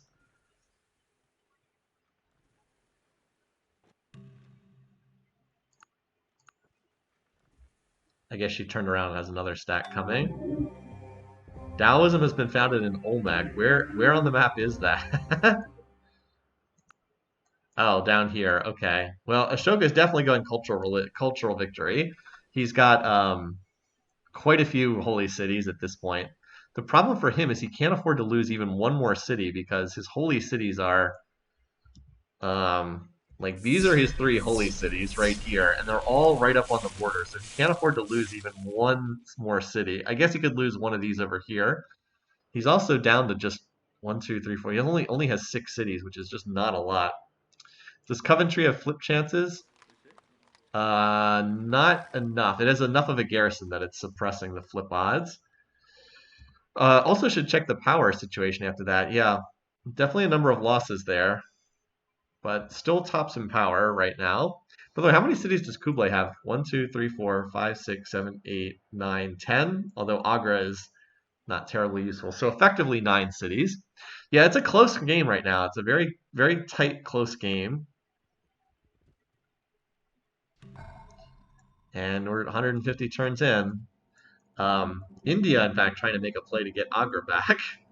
Interesting. And then Boudica, we can see he's got another stacking coming here with more units behind it because she's Boudica. She never stops building units. Yeah, weird game here. Still feels very up in the air. I don't have a good sense about who's winning. It's like Ashoka still has the cultural victory possibility, but he's been knocked down to just a handful of cities left. He also left Buddhism, so he no longer has this advantage of like everybody runs my religion. Kublai's been the strongest throughout the game, but like this 2v1 is really hurting him. If he loses another city, I think he's in a lot of trouble right now. Cyrus needs to put his stack together, but yeah, and then like Boudica, her economy is still bad, but like if she can maybe run over Roosevelt, she'd have a shot. Still, no one has converted to her religion, which is pretty weird. So yeah, would it make more sense for Kashyyyks to replace knights? I mean, if you're looking in terms of like when historically they arrive, yes, but Kashyyyks are horse archers and they replace horse archers. So in terms of the actual weapons, it seems like they're appropriate. Okay, we'll just take a quick look at the graphs again. GMP. Yeah, apparently Kublai Khan's economy is really hurting because this was his golden age. Looks like he's struggling economically. Production, that was his golden age. Yeah, he was tops, but he has dipped back to the rest of the field now. Food, he's been brought back to the rest of the field. Power, still leading in power pretty decisively. There's the culture bomb that you guys pointed out. And in terms of econ, so he's at 84 beakers per turn. Cyrus 188, Ahsoka 148, Boudica 101. Although she's only 40% research. Is she running any gold on the slider? Just slight positive. 119, although he's running quite a bit of gold on the slider. And 126 as far as there. So no one's too far ahead. Cyrus is the top. I will say that the Great Lighthouse is giving him immense value right now because he has so many coastal cities. 1, 2, 3, 4, 5, 6, 7 coastal cities right now. He only has 2 cities and then this captured one that is not on the coast. Like, look at this income, right? Even a garbage city like this is basically doubling its income because he gets, what, 2 commerce from actual work tiles and then 4 more? Not bad. Is Churchill's territory not bad? I mean, he's doing the best he can with what he has. The problem is he only has 6 cities. And Coventry is like barely a city because it's so crushed by culture. So he basically has like 5 cities. It's just that you're limited in what you can do with so few cities is the issue. So that's where we stand right now, and on we go.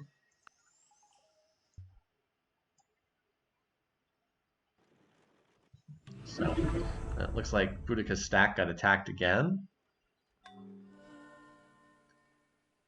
And Churchill built the Parthenon. That's not terribly significant. This stack actually has very few units that are defenders, although apparently there's a Combat 3 shock axe in there, which is pretty funny. There's a big stack behind here with a longbow. Anyway, meanwhile, Cyrus, where did his stack go? What happened to Cyrus's units? Did he move them out? Did he like have a big loss somewhere? Because he had like a whole bunch of units. I'm not seeing them anymore.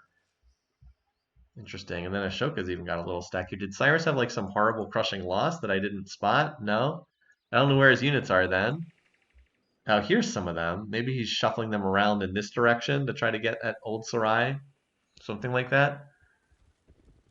I suspect he's going for Old Sarai. My best guess. All right, so Boudica's starting to chip away at the defenders. All those horse archers don't get defensive bonuses, of course. What's Ashoka up to? He's puttering around, but not really doing a whole lot. Also, Churchill is in this game, but still continues to do nothing much. Cyrus striking at his capital? I don't think so. I don't see anything up here. I guess there's a stack here by New Sarai, but there's not much here. Maybe. I think he's maybe targeting this city, Old Sarai. Also pillaging a lot of tiles, apparently. Yeah, this city's getting bombarded. Oh, that's a big deal. All right, Cyrus made peace with Kublai. Okay, well, he dealt a pretty heavy blow, took two cities, but now Kublai presumably is free to turn and deal with Ashoka. So that's not good news for India, certainly. Yeah, I mean, he's way up here and India's way down here. So, yeah, the Bashbulik, like this city is kind of like whatever, but this is a real loss for Kublai Khan. That was one of his core cities. But he's still relentlessly cranking out war elephants, and the fact that he's the only one with ivory is, again, really helping him. It's a bit of a shame for the rest of the field because elephants would be really good against the Kashyyyks that Kublai's fielding, but like no one else can build them because he's the only one with ivory. Okay, so I think we watch this over here. I don't know if Boudica has enough to capture this city or not. Should be certainly going to be able to knock all the defenses down, but I don't know if she has enough to take this. Like, there is a decent number of defenders. It's going to depend on how much collateral damage she gets. If she flips into hereditary rule. I mean, she'll make the attempt, of course. She should really bring some of these units down to help out. All right, meanwhile, down here, Kublai is not in a position to do anything there. All right, so down to 5%. You can see the defenses are all pretty much done. I will say this though, the horse archers and the catapults, they don't get the 25% benefit from staying in a city for X amount of turns. So if they all get collateraled, it's a decent chance they could die here. I don't know. Let's see. I think this is reasonably close between the two sides. I think it depends on how much damage the collateral does.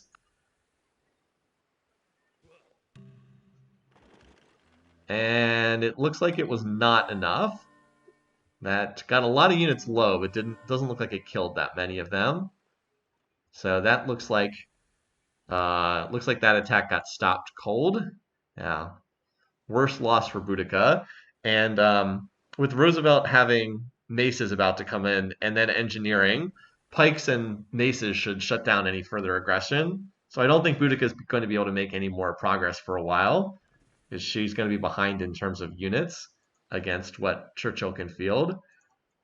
Like, I guess she'll be able to pick up machinery for maces, but then like engineering is a very expensive tech too. So it looks like that attack has been a failure.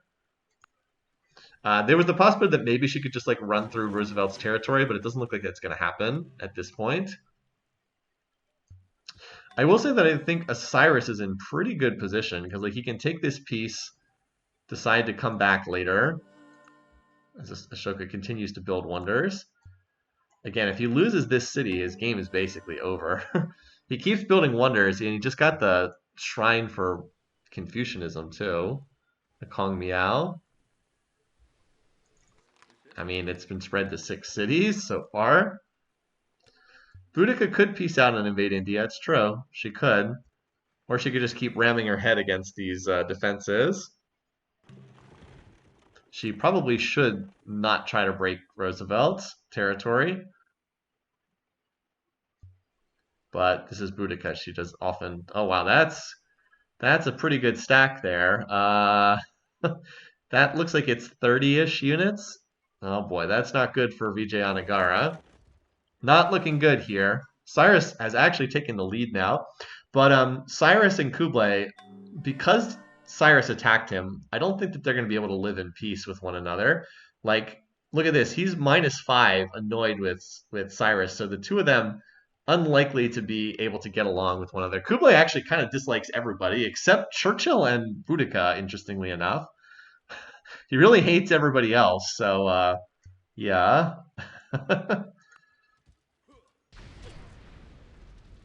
This is definitely the conflict to watch right now. As I said, I think if this... Wait, did they just sign peace? Oh, wow, that city was just about to get captured. Wow. Well, Ashoka dodges a bullet. If that city fell, his game was over because that's one of his 3 legendary cities. Wow, okay. Huh. So he's back to peace now. Interesting. So the only war that's ongoing is the one over here, which seems to have stalled out for the most part. Huh. That was a big mistake there, that's for sure.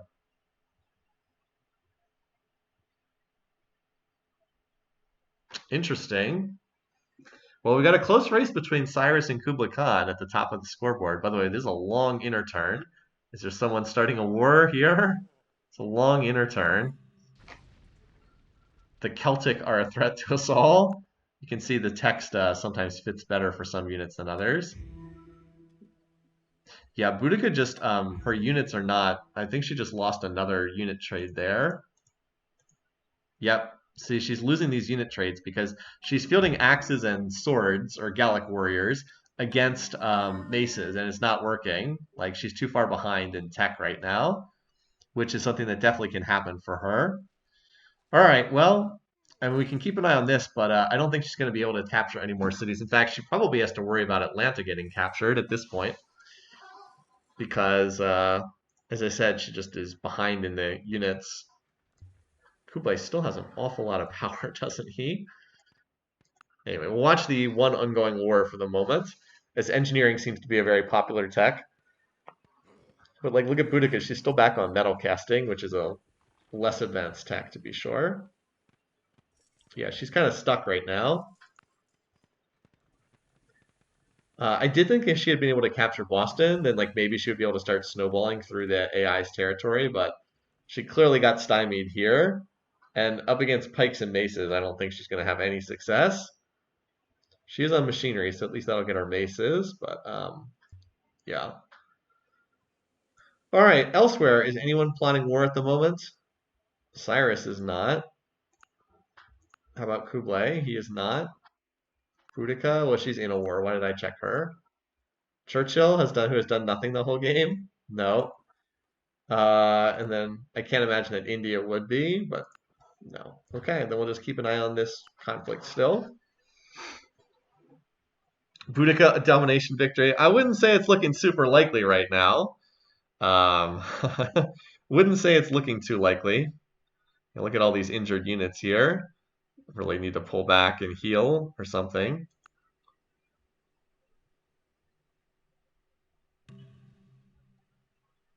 Looks like they are healing with that horse archer.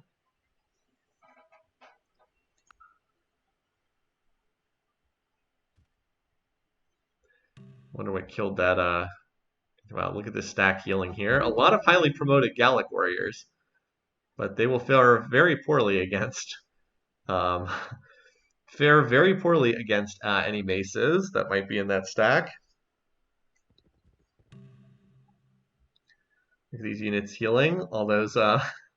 There's a Gorilla 3 longbow in there, amusingly. Cyrus going for the guilds.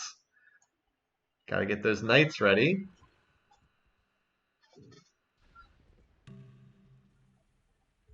So a surprisingly stagnant map thus far between each of the sides. Yeah, all right. The 2 main leaders are still not plotting war.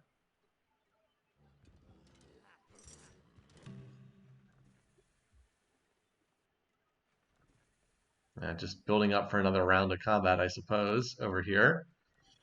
But Boudica's been stuck here against Boston for quite some time. I think she's just healing this stack at the moment, but I don't think she is anywhere near enough to punch through this. Yeah, Kublai Khan picked up pikes. Boudica's been following the rest of the field, but she's definitely behind us. So Roosevelt's going for guilds now, so he'll be able to build knights. Knights just absolutely destroy units like axes and horse archers. It's not even a contest. So Boudica desperately needs to upgrade her tech. She'll have every unit except knights soon. Or she could just sign peace. But, you know, she probably doesn't want to do that. Catapults are great, but catapults are not going to be enough to break this city. Not without better units. higher unit quality.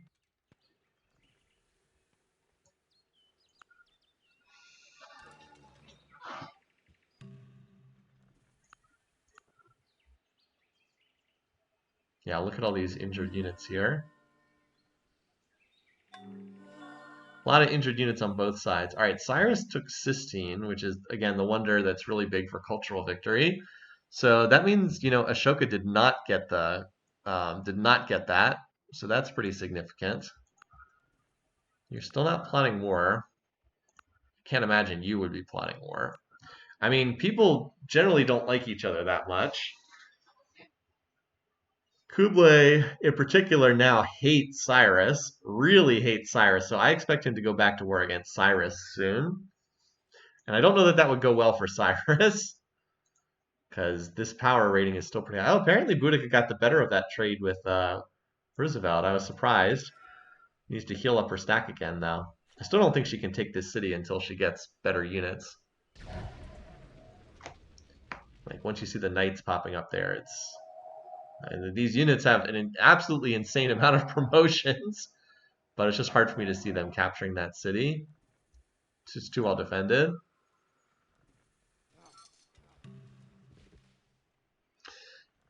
Those Ashoka has no hope of another wonder or another religion. No, I guess that's the divine right one. Saying it's going to be hard for Ashoka to win because the wars mean that he's been losing some of the key wonders. That could be true. That could be true. This forlorn stack still just hanging out here in enemy territory, still trying. So here comes a reinforcement stack.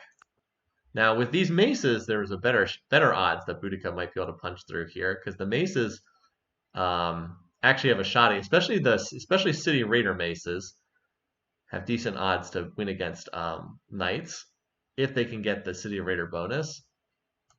Axes just have like no chance whatsoever.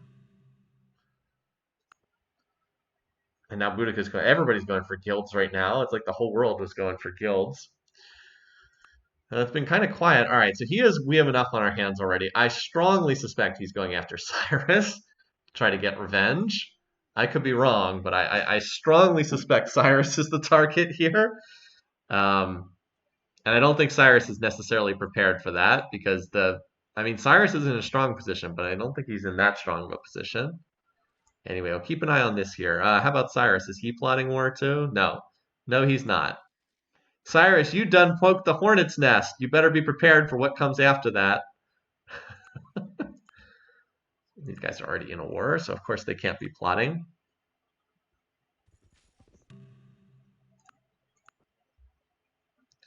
More catapults, more crossbows. Boudica doesn't give up, does she? She's a little like Alex from last week. She just doesn't give up. Here comes more units piling in turn after turn.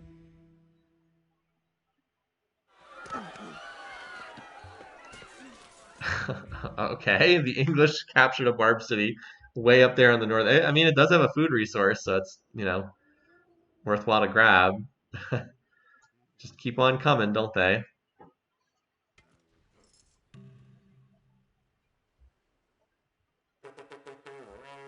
Well, there it is. There's the return war. So now Kublai's back. Is Cyrus going for military tradition? Probably not. No, just picking up nationalism. All right, so we got to update the war counter. Give me 1 second. It's only the 5th war of the game. As I said, it's kind of a low war count game. All right, so where is Kublai's main stack? Oh, it's down here? What? Wait, who did he declare on?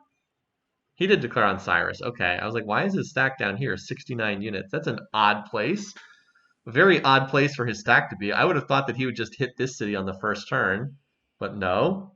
Meanwhile, over here, it looks like there was combat, and it looks like the trading was relatively even. I don't know why you would attack with 21% on the city's defenses, but apparently Boudica did.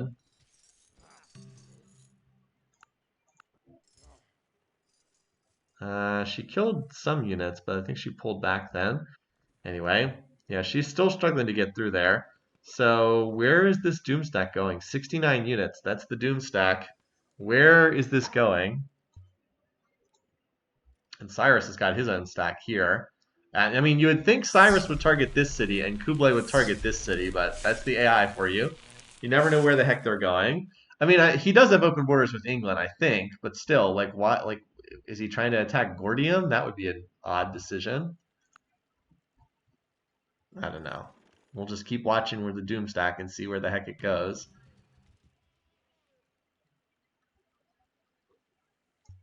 Where is, yeah. So we've also seen sometimes the AI just gets a stack stuck in place. Maybe this stack is just stuck in place because we've seen that happen in other games. All right, Boudica backed off again. She keeps trying, but she hasn't broken through yet. So yeah, I guess the question is what's going on up here. Also, if anyone else would join this, I guess there's the possibility for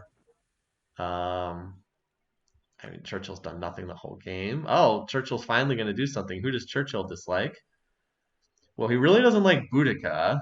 Interesting. Would he try to do a cross-map war, or does he want to hit somebody closer to home? He doesn't like Cyrus or Roosevelt that much, so maybe Cyrus? Or it could be Boudica. Sometimes they like the cross-map wars. That would be bad for Boudica, certainly. Does he have a stack anywhere?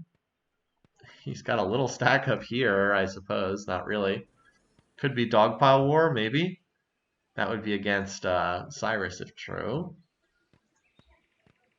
Yeah, I don't know. We'll just have to keep an eye on that. And then Ashoka, I guess, could also declare war, but I expect him to just try to stay out of the fighting as much as possible. He was super lucky this city did not get captured because it would have really set back his cultural victory attempt by a huge margin. All right, where is the Kublai Doom stack? It's still just sitting in place. And it's still just sitting there. We've seen this happen, as I said. Sometimes the AI just gets a stack and they just kind of get stuck and they just stand around for like turns and turns on end. It's always so frustrating when it happens.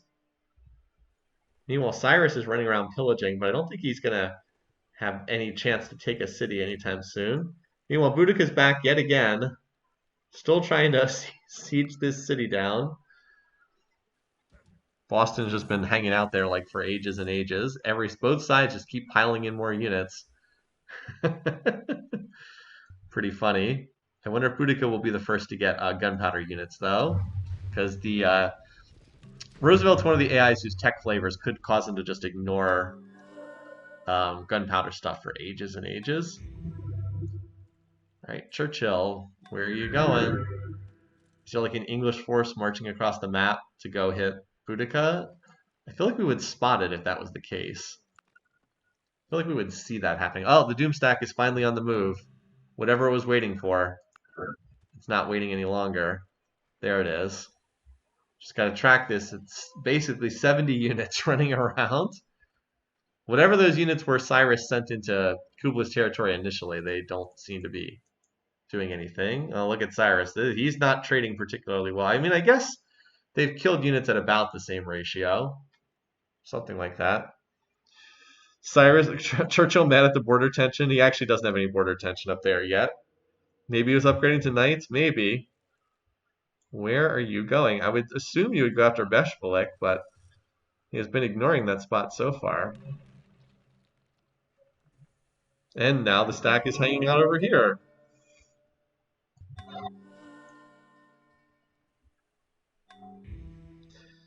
The city is getting a little bit lower, but it still doesn't have quite enough attackers yet.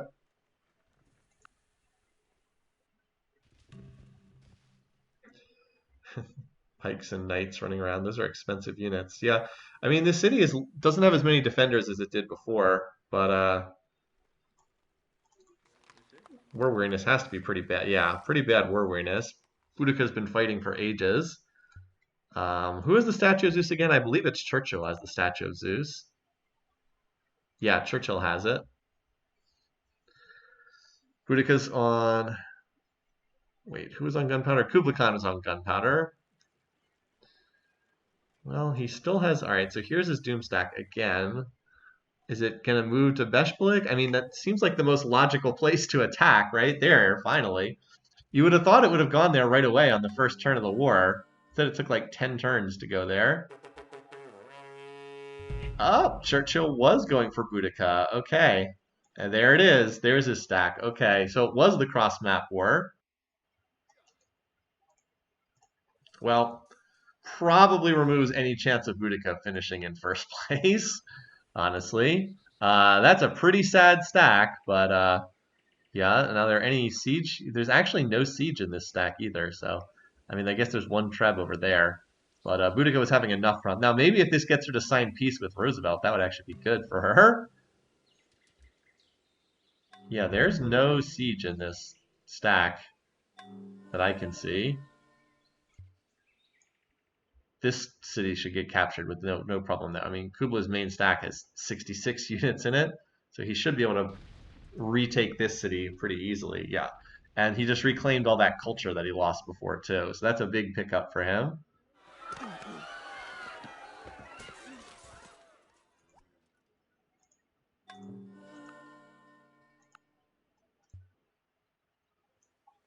So the siege of Boston is finally broken. Now the question is, can Boudica hold Atlanta down there?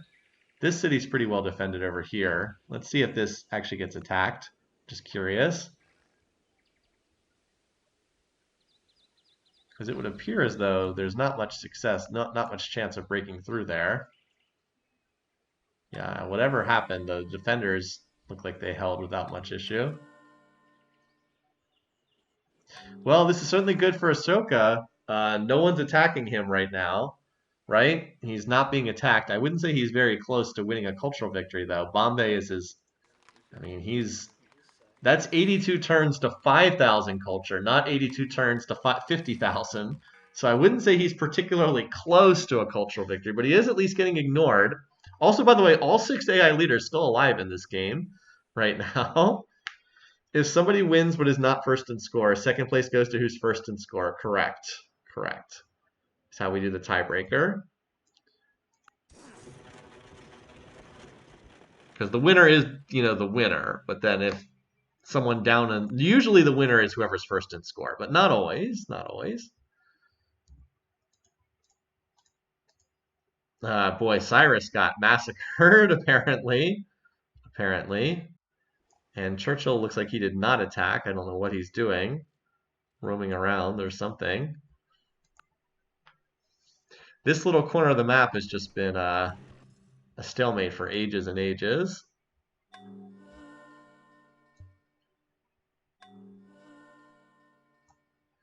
What happened to the English units over here? Did they just die? Churchill finished the shrine for a minority religion. I guess the English units over there just died.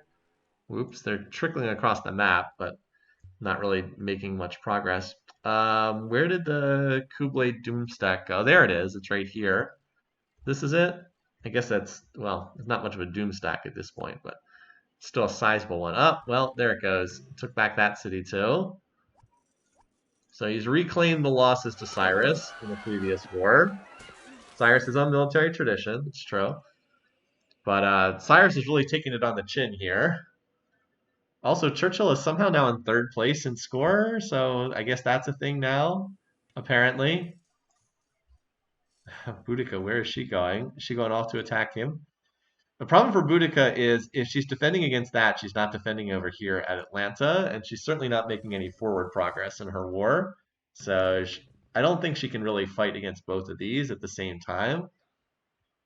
So this like trickle of English units running across the map is certainly not what she wants to see. Meanwhile, though, Kublai is certainly having a successful war. Because he's taken the cities back that got captured without really breaking a sweat.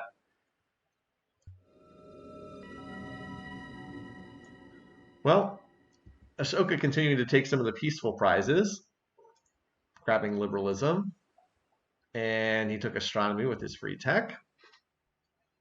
What's the Khan teching towards? He might be going towards rifles. We know they can pick up to 3 techs ahead. He is indeed on the rifling beeline. That's pretty smart. He should get there well before anyone else. Not good news for Cyrus, certainly. because, as I said, he's going to get to rifles long before anyone else. Also, the tech pace of this game is abysmally slow, like really slow.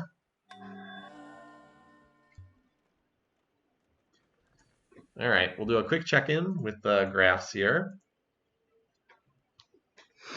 Astronomy's still good map. It's still good to take because it's still good to take because it gives you the observatories, right? So it's still pretty good to take, and it's a very expensive tech.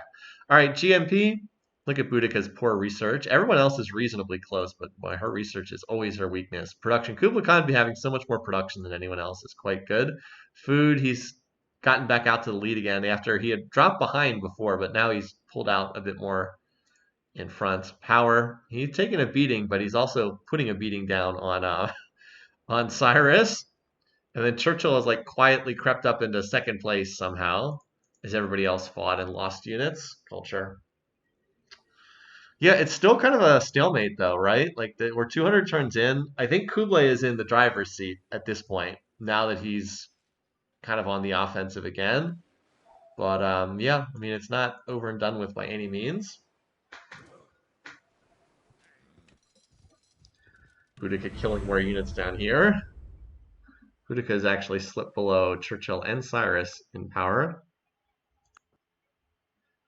Yeah, Kublai's in the saddle. Is that not what I said? I might have said the wrong thing. I mean, Kublai Khan's the one who's in the best position.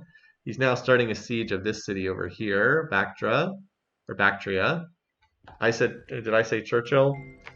It is entirely seemly for a young man killed in battle to lie mangled by the bronze spear. So Boudica is also now slowly going for gunpowder.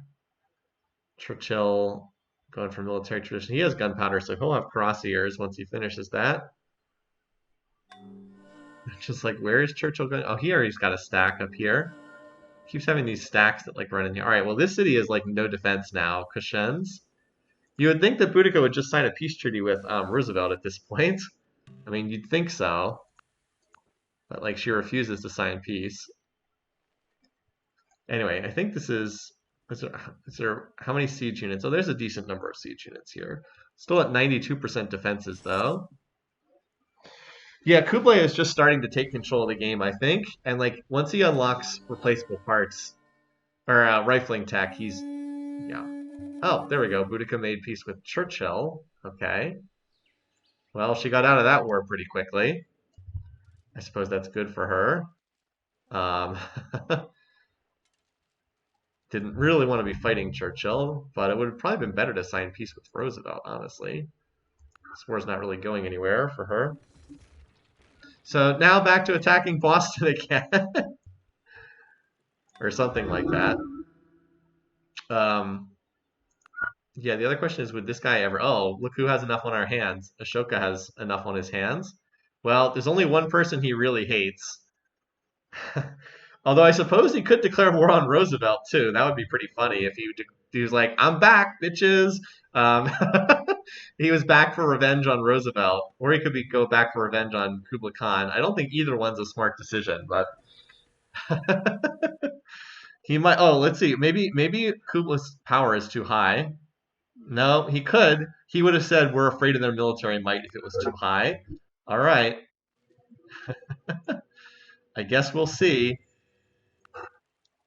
I don't think Ashoka attacking Kublai would be enough to stop him at this point, but it could lead to something funny happening. Anyway, the only real siege is going on over here right now. The city had all right, so it's down to just 8% defenses. How big is this stack? 51 units. I think this city's pretty doomed. 51 units. Look at Boudica still just cranking out units endlessly. She's so far behind, falling so far behind in tech, it's pretty funny. All right, yep. I'd say Cyrus is in quite a bit of trouble at this point. Because he is getting run over, and it's only going to get worse because rifling's on its way. Probably not going to get better anytime soon.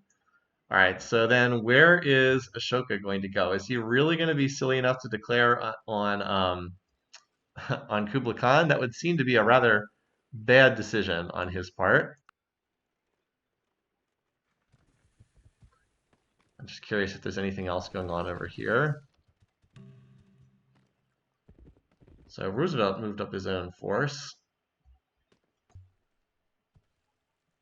Wow, the stack's on the move again.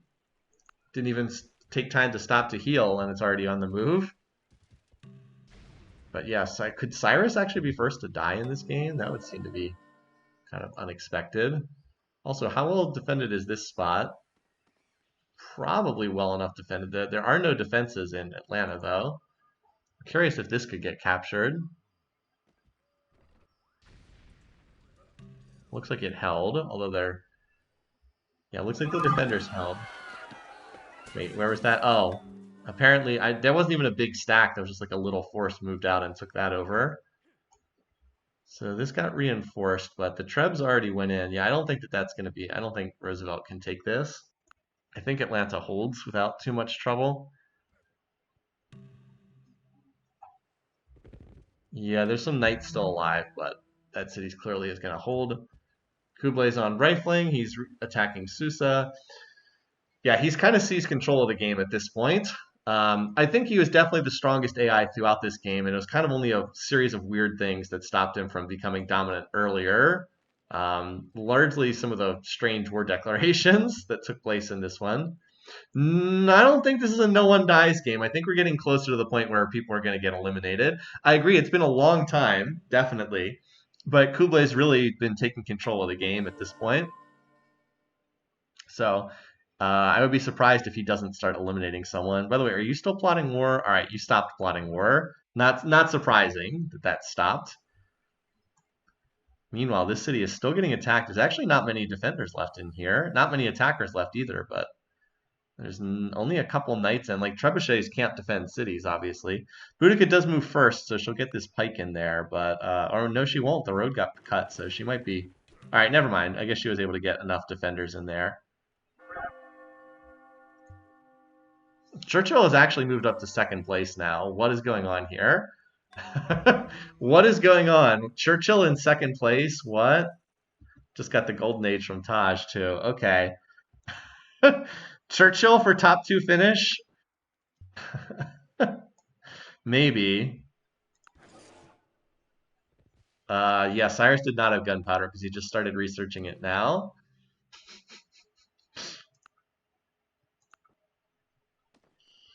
Rifling incoming. Yep, so he just finished rifling.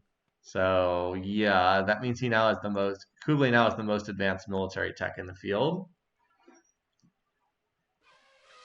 Susa should get attacked sooner or later. It's been getting chipped down for the last few turns, and that's enough. Like that's one of Cyrus's most core cities.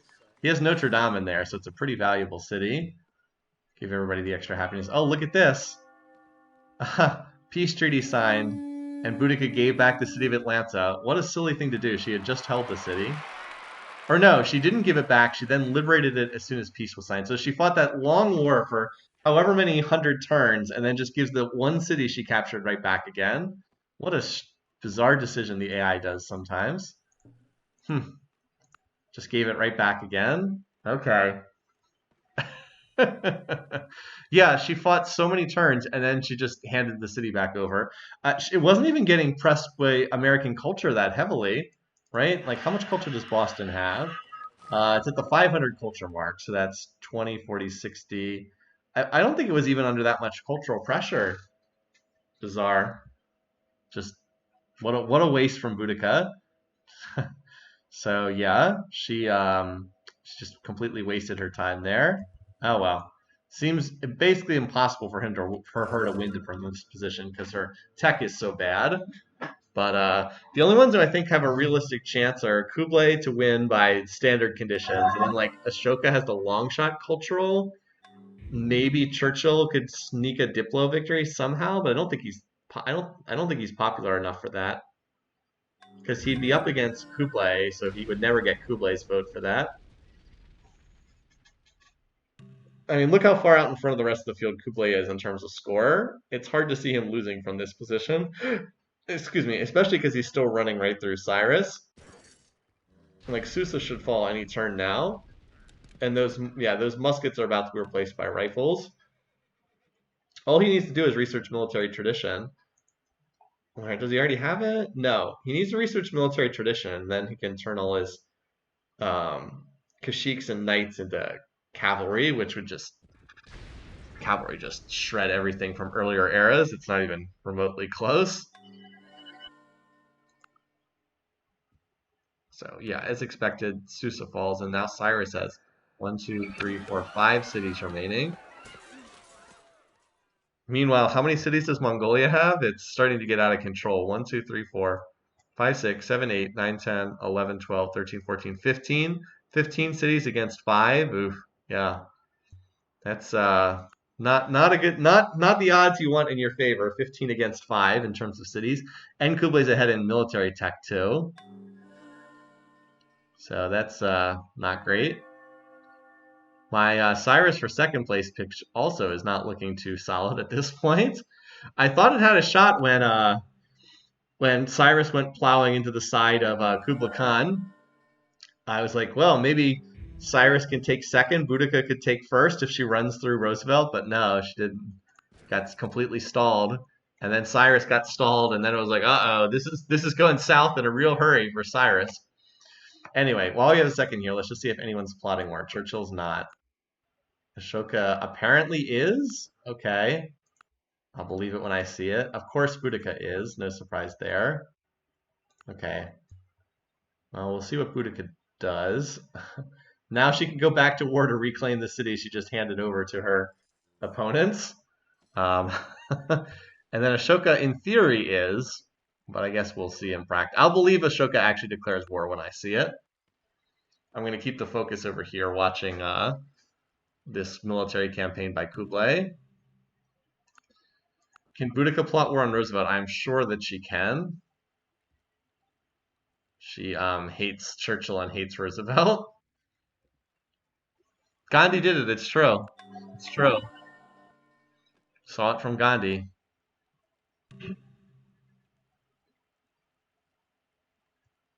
So Kublai is definitely taking his time here. Given that he has rifles, you'd think he'd just be able to march right through these cities, but as I said, he's been taking his time. Excuse me. So Cyrus at least got up to building cuirassiers, so that's helpful, but they don't do very well against rifles, let's be honest. Doing these turns a little bit faster because I don't think there's much to watch right now except for, oh wait, what's this? Is that a, where is this going? Churchill declared on Cyrus. Oh, okay. Churchill declaring on Cyrus. All right. Got to take that war counter up, I suppose. Gonna vulture a little additional territory. He wants to try to get that second place spot. I mean, he's looking better for that second place spot. I'm not gonna lie. Also, gonna curry some brownie points diplomatically with Kublai Khan. So, also getting a huge "you've wisely chosen your civics" benefit. Apparently, he loves bureaucracy. Wow, look at this. Everybody's running bureaucracy. So Kublai's gonna lose that with some of these leaders later on. But interesting for now, he loves this guy, and he's going to get the mutual military struggle bonus. So Churchill definitely making a move here. I mean, just to try to lock down second, but still. Considering how awful his early game was, the fact that he's now in second place is an absolute miracle. Like, his early game was just awful. And then that's when Boudica attacks from the other side of the map. No.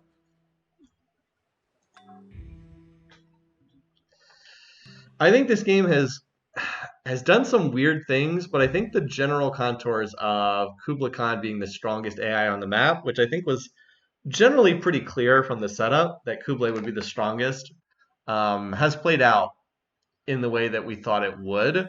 The weirdest thing was the early war between Lincoln and Ashoka, or not Lincoln, Roosevelt and Ashoka. Yeah, the advantage of not fighting dumb infinite wars. Yeah, he did not fight a war that lasted forever and went nowhere. So he had that advantage. Boudica is possibly also on the rifling line now. Yes, she is. So it's going to take her a while to get there, but I guess she'll have an opportunity to, and she already has cuirassiers, so that means she has military tradition. She'll have the opportunity to try to get calves and then hit Roosevelt before he gets rifles himself. Because Roosevelt's ahead in tech, but he's going corporation, he's going democracy, How long he delays rifling is a good question. Still, we'll watch that when it actually turns into fighting. Also, Kublai, you have this massive military. Why have you not just walked it up next to Cyrus's cities? Churchill also on replaceable parts, so he might also be going for rifling too. And Cyrus, of course, is about to discover rifling.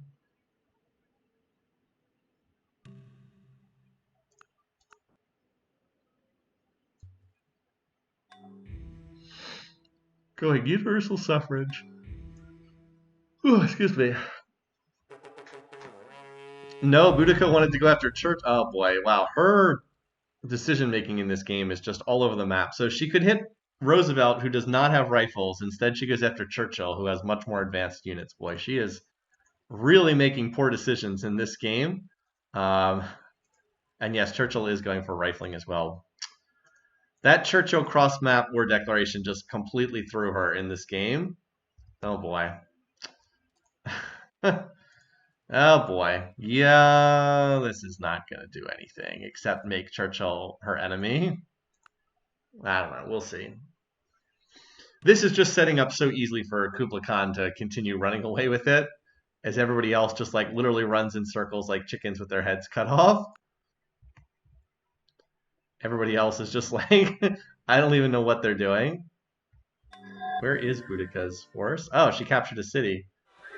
Okay, well, problem is the city is so crushed by Indian culture. It's going to be hard for her to do anything with it. Probably just, she might actually just gift that to Ashoka.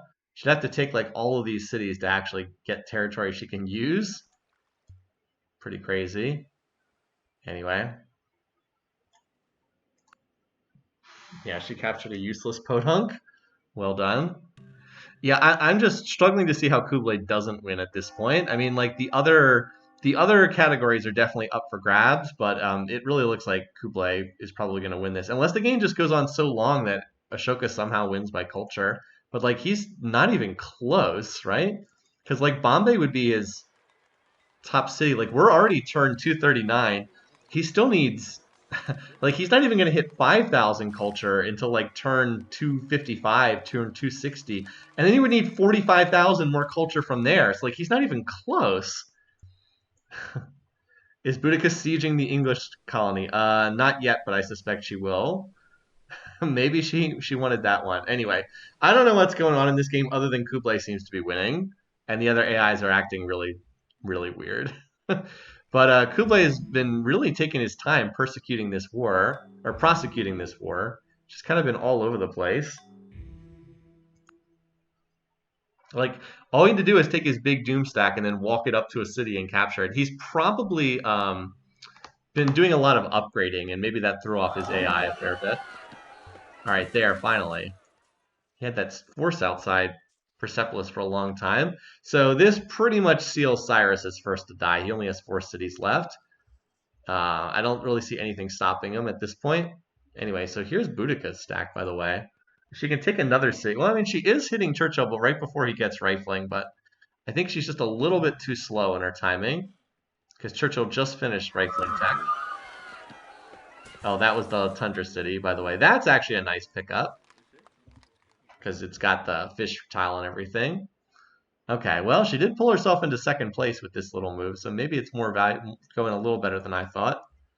Also, if you just want to check power, so Kublai is running away with the game, but then Boudica is reasonably well positioned for second, and she's on pretty good terms with.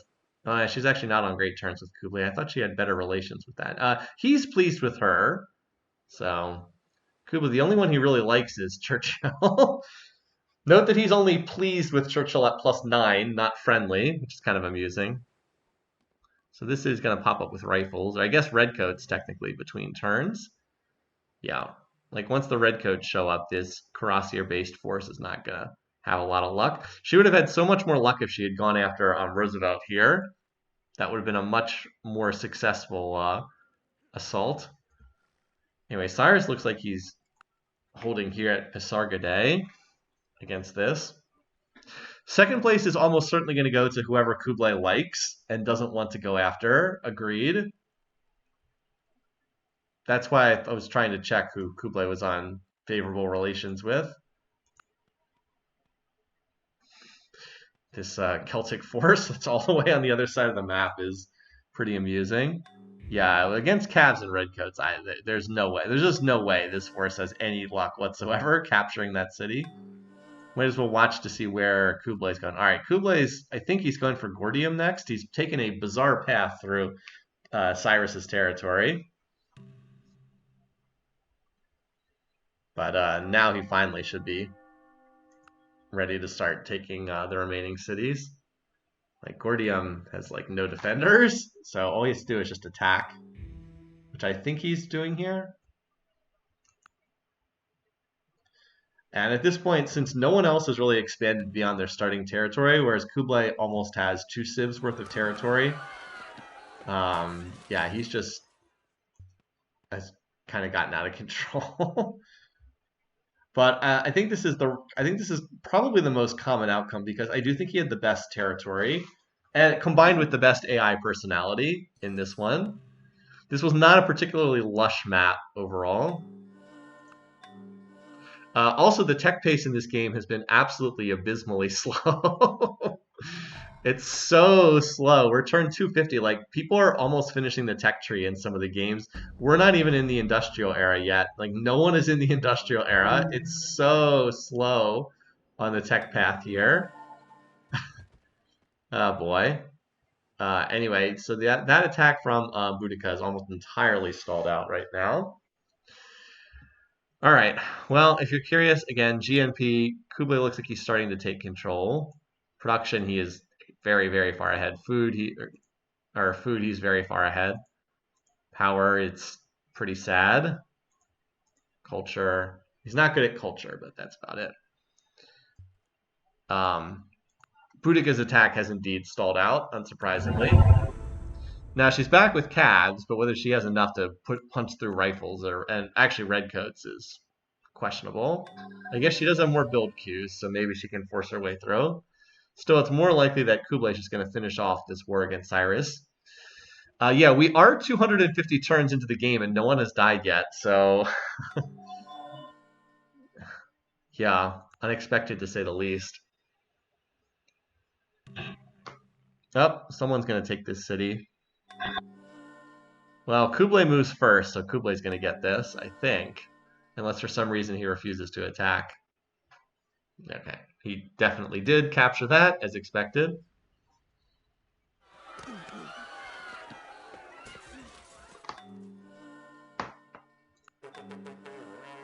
Oh, and Roosevelt's back now, too. Okay. Yeah, that's another reason why it was a mistake for Boudica to go charging all the way across the map. And Roosevelt's going to have rifling tech shortly, too. Another mistake to go charging all the way across the map. Poor Boudica, it's just not popular enough on this map. As I said from the beginning, I think that she really was hurt by the fact that her religion never spread to anyone. I think that that's kind of an unlikely outcome. That Ashoka's religion spread to literally everyone else, and Boudica's spread to no one. I do think she got unlucky in that regard. There's a world in which her religion spreads to Kublai, and the two of them just work together like really smoothly. No, he didn't bother finishing rifling before he attacked, but he's almost certainly going to take this city because Boudica's army is off dying in England on the other side of the map. So not the best decision. As I said, her decision to declare war was a very poor one, but not as bad as it's going for Cyrus anyway. So I'll try to make sure that we see when that city gets captured, but we can keep the focus here until it actually does get captured. Well, there's an active siege going on here at Tolosa. Here comes the cavalry.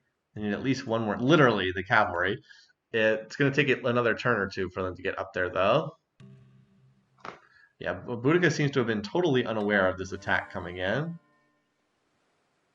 and I don't think her city can hold. All right, still waiting on that to come in. We need alternate histories. We need alternate histories for all the games. I think Kublai wins the most, but I do think this game's fairly open in terms of who can win it.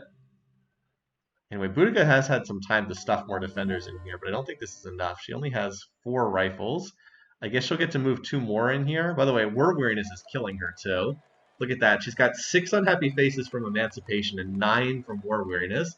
She's getting absolutely murdered on the happiness aspect of the game. Also, why is Kublai taking so long? I guess he's 1 tile away. Let's see. I think Tolosa is going to fall here. I don't think there's enough defenders. Oh, no. Rifles. I guess rifles are indeed pretty good defensive units, especially when you're Boudica and you get 1 billion promotions for free. So yeah, nope, she stoned that attack cold. And then Cyrus dies for first to die. There we go. Oh, a deserved conquest for Kublai. Cyrus came after him, and Kublai was like, no, go away. Leave me alone. So yeah, our first elimination all the way on turn 261. That is a long, long time to get first to die in a game. But Kublai is definitely the strongest AI. By the way, Boudica somehow falling all the way to last place.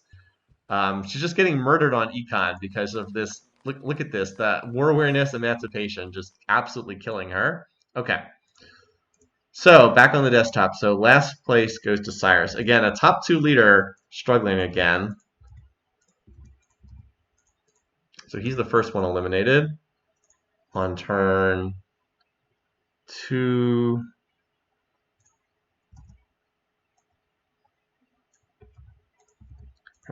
Cyrus. Game 5, turn 261. The kill goes to Kublai. All right, now the other thing people said is I'm missing one of the AI leaders on here. Apparently I skipped over someone because I have double Napoleon, which means I'm missing someone. Let me just check real quick to see if I can spot who that is. Let's see, so this was Montezuma, Napoleon, Paul, Peter. I probably am going to have to look for this later, but I'm apparently missing one of the AI leaders, and I don't know which one it is off the top of my head. Mal, it's not Mal, because Mal is a top 2 leader, isn't he? Yeah, Mal's up here. So, yeah, it's the seeded leaders are up there. Anyway. Okay, we'll look at that later, but someone is missing from the list by accident. All right, we got the kill for Kublai Khan in the picking contest. The first eliminated. I don't think Cyrus was a likely pick for first eliminated. I think hardly anyone had that.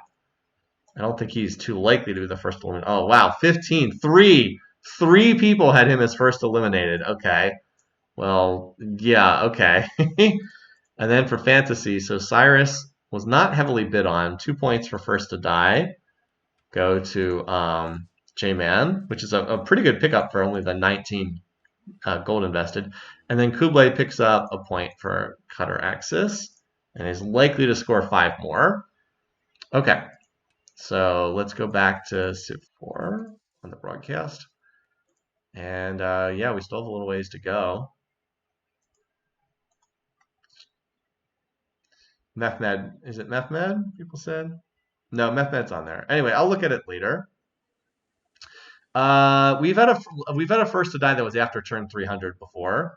Yeah, Boudica's against Statue of Zeus. That's one of the reasons why she's getting murdered here on War Weariness. Anyway, she can probably hold her territory, but her situation in the game is not good. No one follows her religion. Her econ is pretty sad.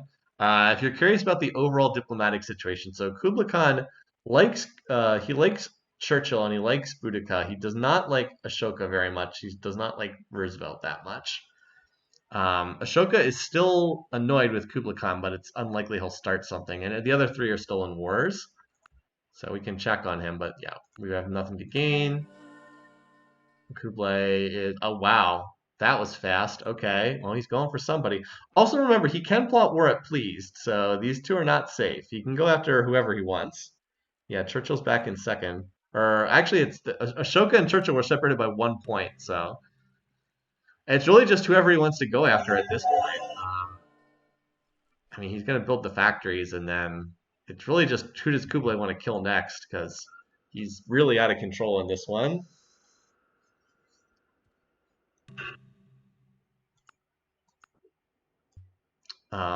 Yeah, so we're just kind of waiting for him to make his next move. He already has infantry and factories. If you're curious about domination, he has made decent progress. He would probably need. He needs one more.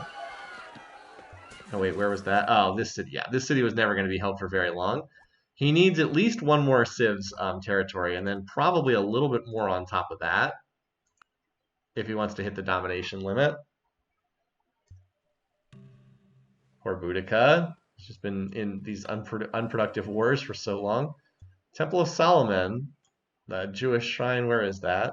Just curious how. I don't think this religion has spread too much. Oh, here it is.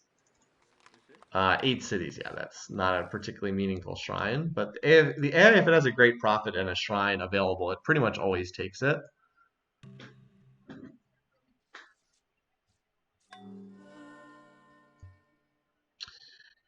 Yeah, I mean, Kublai does have a lot of border with both Churchill and Boudica, but he's also pleased with both of them, where he is cautious with the other 2 leaders. So I think it's a pretty open question about which one of these he wants to go after.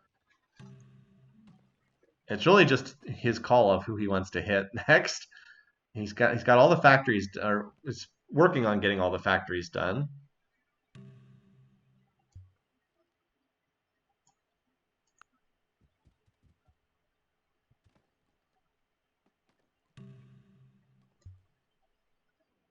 When will you make your move, Kublai? I don't see any enemy units around Boudica just yet. Boudica was not able to break out of her initial starting area. Oh, here comes a little stack of pikes and trebuchets. What? It's an odd group there.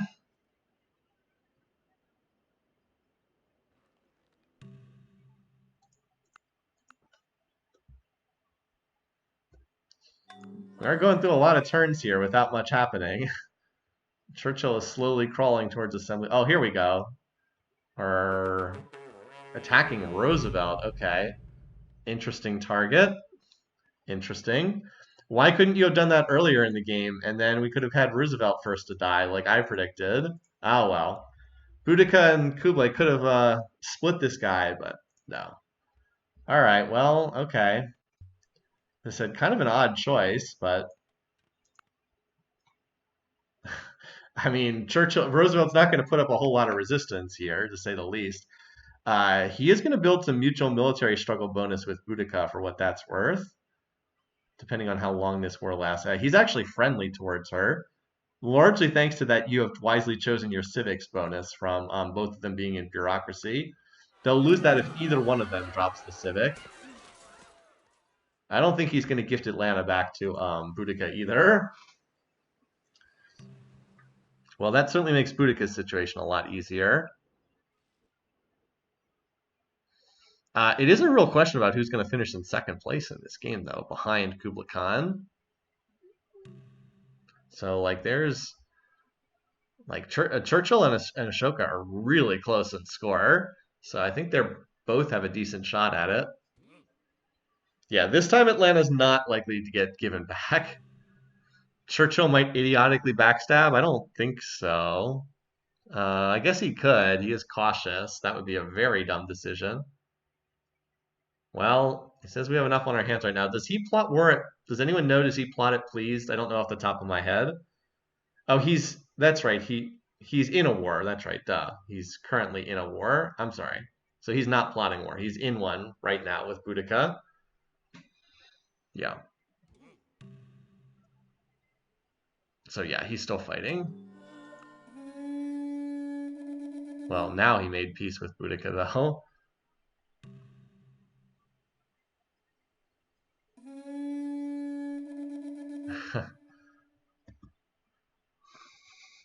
Boudica just got out of both of her wars. I'm a little surprised that she chose to make peace with Roosevelt right when she could now make gains, but she did have an awful lot of war weariness. Well, that just clears Kublai Khan to take everything for himself. Alimony was gifted back. Where's that? Oh, what the? Why would she do that? Maybe it was the price of peace, but wow, what a... This is not a good game for Boudica. She's gone to war and then just given back the things she gained from war over and over again. Really, really puzzling game from her. That's not a puzzling game from Kublai. He has just put his foot on this game and is firmly in control.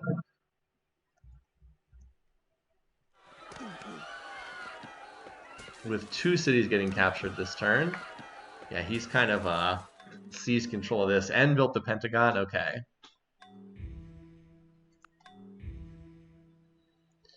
So yeah, Roosevelt is going to get whacked here, barring some kind of unlikely peace treaty. And then, I mean, I guess it comes down to who's going to get second.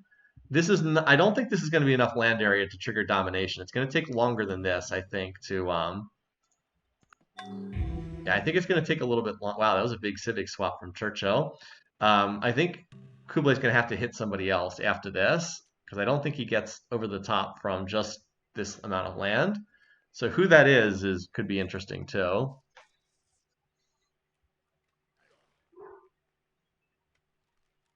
But he is absolutely in lawnmower mode right now against Roosevelt,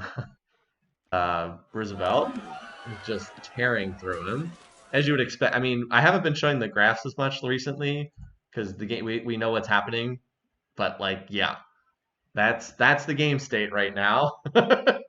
That's the game state if you're curious about what's going on in the game. Uh, GNP production. He has factories no one else does. Although I think Churchill just got assembly line. That's why he's taking up their food.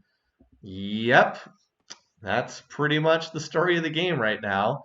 We're just pretty much enjoying watching those brown-colored soldiers run right over the rest of the world. Yeah, he's basically doubled the score, almost doubled the score of Churchill. We do see that sometimes in these games. Someone leader just gets completely out of control. If a militaristic leader gets out of control, then sometimes there's not much you can do to stop them. This stack does not have any siege in it, so it's just gonna throw itself at Washington, the city of Washington, not the leader Washington.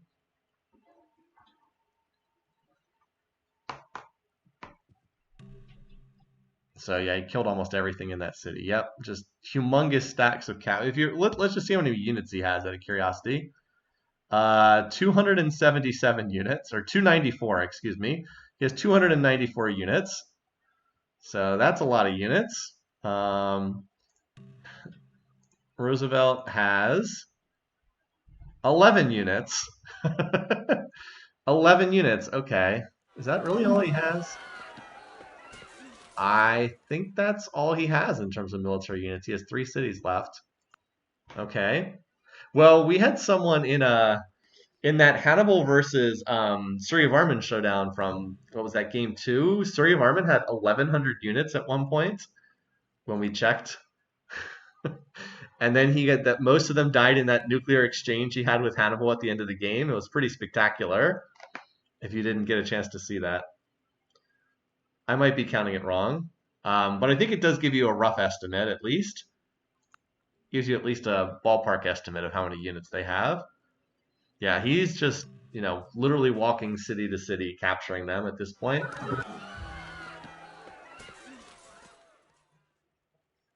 Also note that Ashoka slightly jumped ahead of Churchill for that second place spot. Bombay is still not even remotely close to a cultural victory. He is 200 turns away. We'll see if Ashoka turns on the slider, but yeah, he's just not close.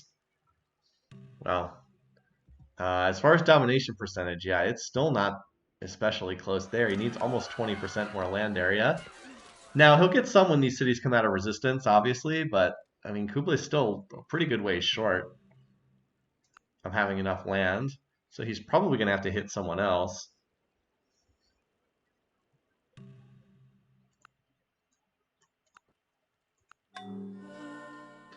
If I'm going through the turns more quickly, it's because, like, we kind of know what's happening. It's Kublai's kicking butt.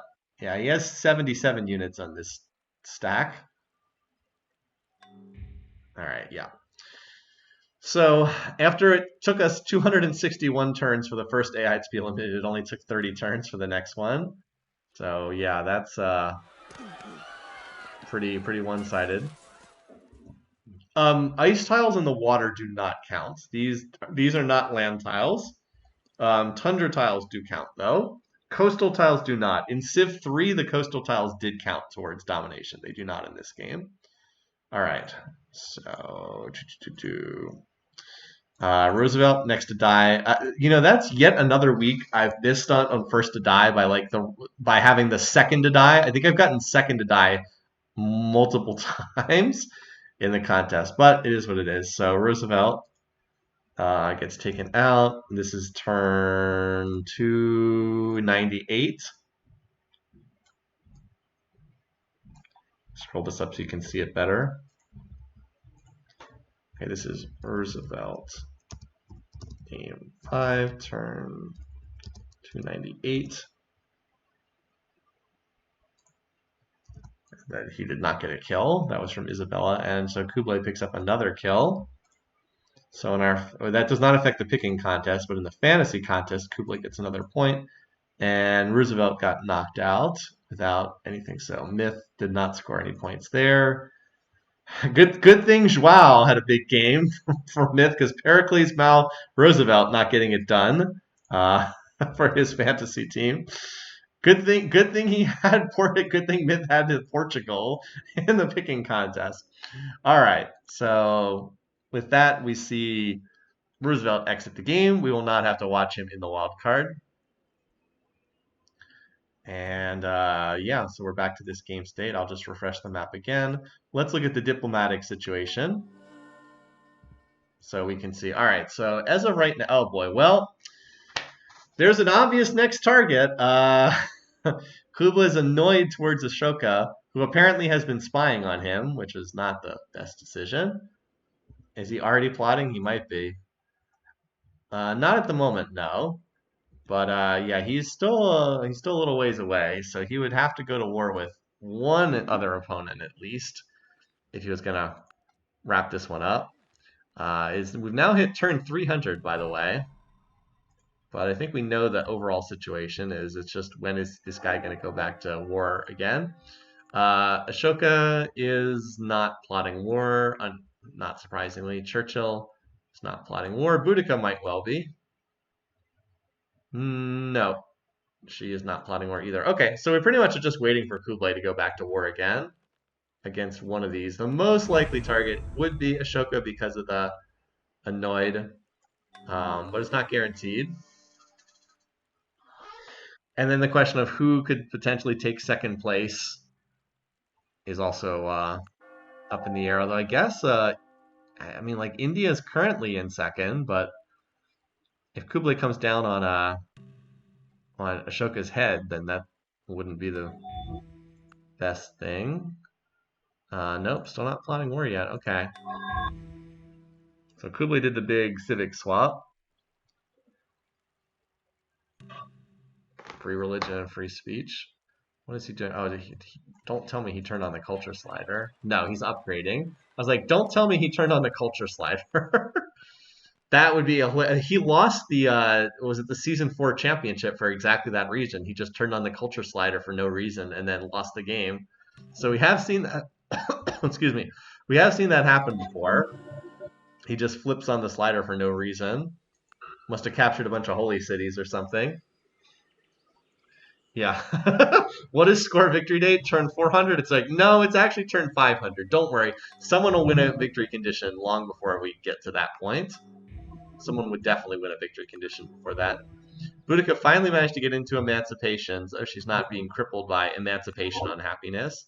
But she's still not exactly in great shape here. Look how far behind she is in research. She skipped education. So, like, she skipped all the peaceful text to get to the military stuff faster. But like now she has to go back and fill them in, and she's been missing education for ages and ages and ages. Well, apparently San Francisco was gifted over to Ashoka, and that's not going to help. Those two still hate each other. Why did I check him? Of course he's not going to declare war. All right, we have enough on our hands already. Okay, we knew it wouldn't take too long. Again, the obvious target is Ashoka. Note, by the way, he's pleased with Boudica -1, which is pretty funny. But it wouldn't be, it's not impossible for him to attack any of these targets. He's just most likely to hit India. Like, I wouldn't be shocked if he wants to attack either of the other two. I would be a little surprised if he went after Boudica. I mean, he can declare war at please, but like he has a lot of border tension with the other two, and they're much lower on the relation scale. I believe Ashoka's territory would be enough to get him over the domination limit. Yeah, I think that would be enough, or at least to get really close. So we'll see how much longer this lasts. I'm just going to keep next turning here.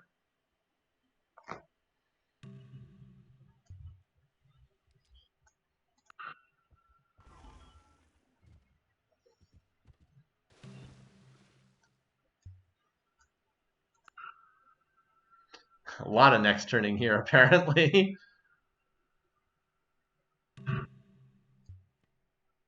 Definitely taking his time. Oh, there it is. Oh no, Boudica has declared war on Churchill. Okay. To go after that city in the tundra again. Okay, well, this is ticking up the war declaration counter. Higher than I wanted. No, we're going to lose more points because I only have 9 wars. It's going to be at least 12. All right, Boudica. You're going to capture back this city that you handed away at the end of the last war for no reason whatsoever? All right, but we also got the real war declaration, and it was indeed against Ashoka, because we can see large stacks of Mongolian units moving into Indian territory.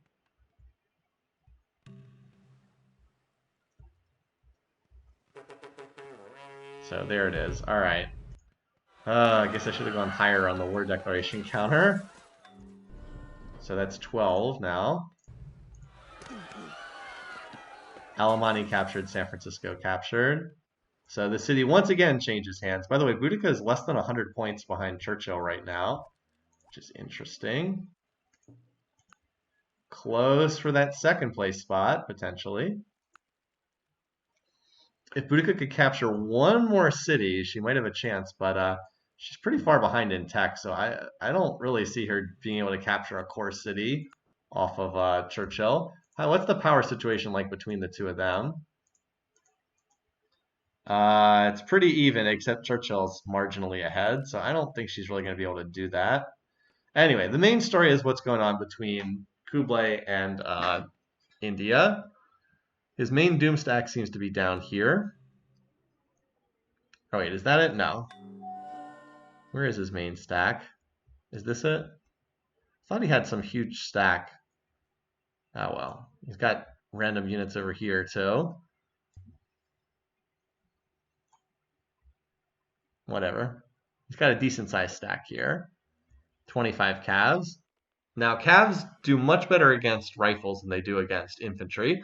That's not to say they can't kill infantry, but they do a lot better against rifles just because the base strength is so much lower. By the way, what is this? It's like, wait, what? What in the world is this? I've got this convoy in a straight line across the sea. I don't know if I've ever seen them lined up quite like this. You forgot about the Mongolian Navy. Anyway. Okay, anyway. Oh, I see. He's got his main stack over here. He was moving it through Churchill's territory. Now, Churchill's going to pick up some more tiles when this city falls, so that might increase Churchill's score a little bit. Oh no, a great prophet was born in the city and was immediately captured. Whoops. That's a sad way for the great prophet to die. It's unfortunate. It's a double city capture. So how many cities does Ashoka have left? 1, 2, 3, 4. Okay, and with Madras falling, any hope of the cultural victory is gone. Yeah, because that was one of his 3 cultural cities, I believe. And this one's 300 turns away, so that's just not happening. He had a Combat 5 destroyer, apparently. No, this is not going to be over on turn 330. I'm pretty sure it's going to take longer than that. Just because the AI, I know how quickly the AI conquers territory, and it's going to take them a little longer. But it shouldn't be too far off, hopefully. Of course, I'm going to be wrong about basically everything else. Now, the other question is, does Ashoka survive to make it to the wildcard game? I would say my best guess is probably not, but that's just a guess. And there's like stacks of infantry walking around everywhere.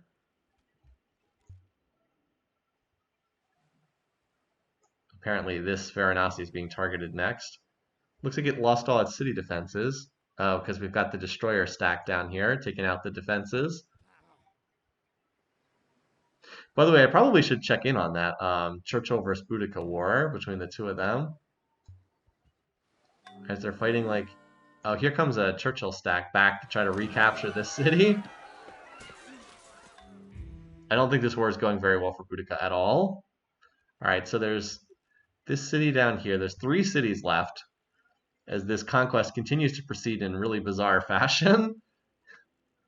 There's just like stacks everywhere for Mongolia. I guess they're spread out. You could say that they're spread out to avoid taking collateral damage, but it's still a really weird way to go about invading. All these little mini stacks everywhere.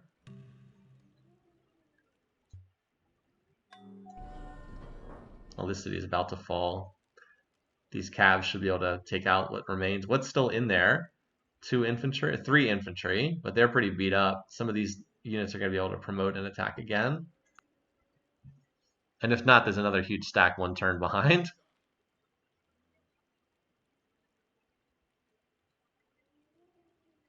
Good thing Olmec's building an ironclad.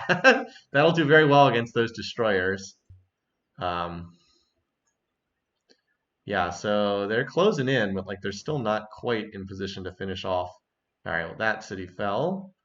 With it, the shrine. The Taoist shrine, which does not really have much of a following. 6. So he's still only at 51%. He's hit the population mark a long time since. Now that said, when these cities come out of resistance, they should add some more territory. And like Vijayanagara and Bombay are eating up an awful lot. Oh, poor Boudica. That pretty much seals that Churchill is likely to be in second, that city falling. Boudica absolutely needed to hold that city, if nothing else.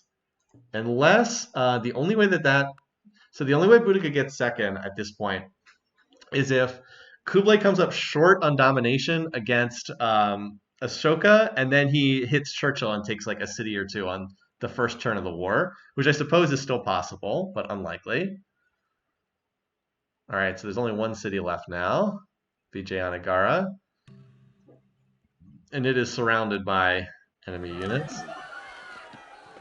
And it should probably fall on this turn, because there's like 50 calves next to this city. Schwau winning, foreshadowed Kublai Khan winning, because they're always in every game together every year. They seem like they're always in the games together. All right, so bravely held out 1 more turn, but there's 2 units left in this city, and yeah. So that will not be enough. All right, so turn 331, Ashoka got knocked out. 331. He's at 57%, so needs 7% more. Will this be enough? I don't know. It's going to be close on whether he has enough for domination or if he has to go to war again. All right. So that's another leader out. Ashoka's been out. Did not, the cultural victory did not hit. I bet it will at least some of the time in the alternate histories. Instead, we just have a monster scoring game for Kublai Khan. Looks like it's going to be an 8-point score, a win and 3 kills. That is a huge, huge score for Kublai. So who do we have? Ashoka? Okay. So he is, okay, so let's do this.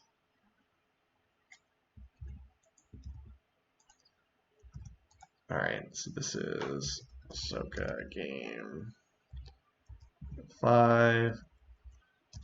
Game 5.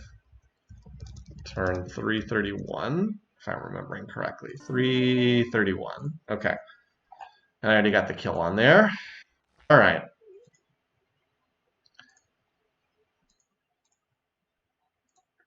Well, I've got the victory date reasonably close. Unfortunately, and I'm probably going to hit domination. Unfortunately, I've missed everything else in this game, unless we bizarrely have some other kind of finish.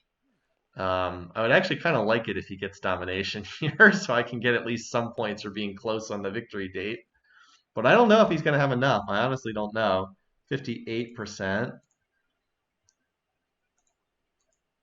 58.74. He needs 64%. I don't know if there's enough here for him to get that.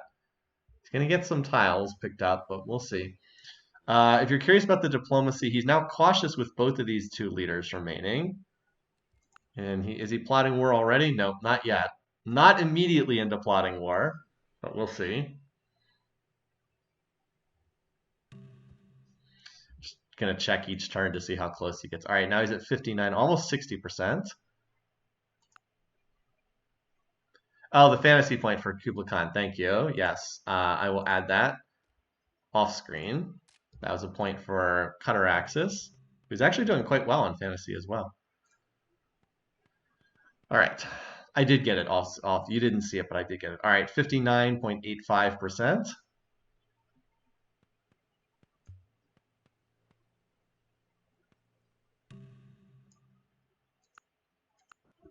Oh yeah, that war is still ongoing, by the way. And in fact, it's not going especially well for Boudica from what I'm seeing. She seems to be losing the fighting. Yeah, she seems to be getting the worst of it right now because she still doesn't even have factories yet.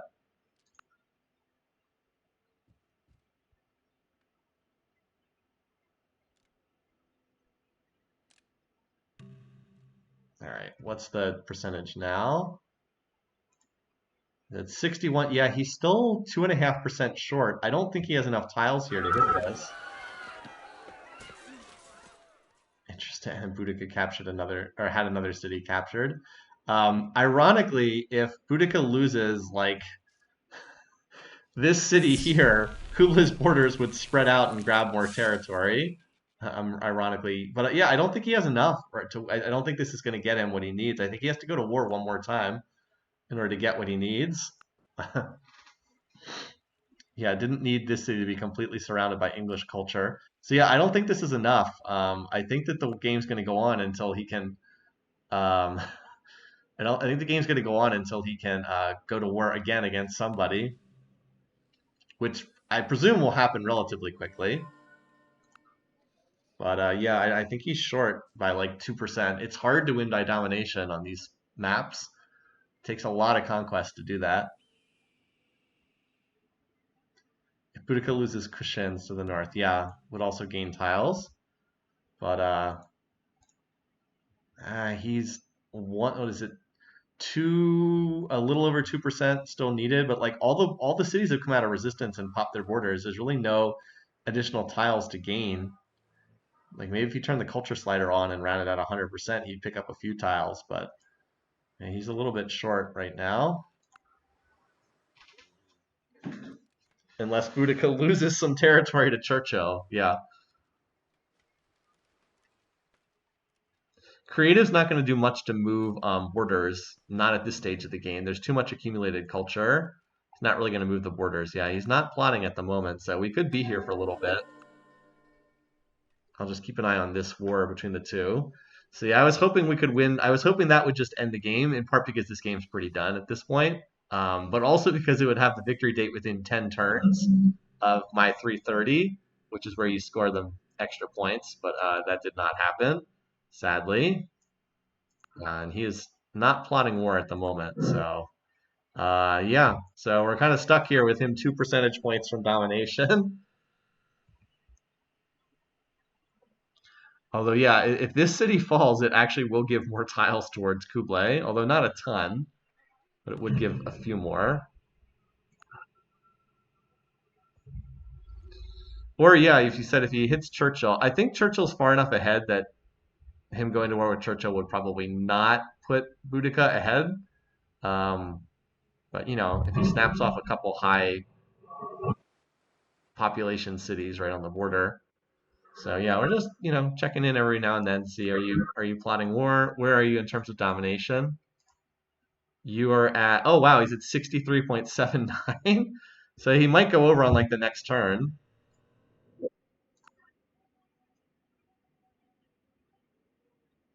So he's super close. He only needs like one or two more tiles somewhere on the map. I guess cushions getting captured would definitely do it now.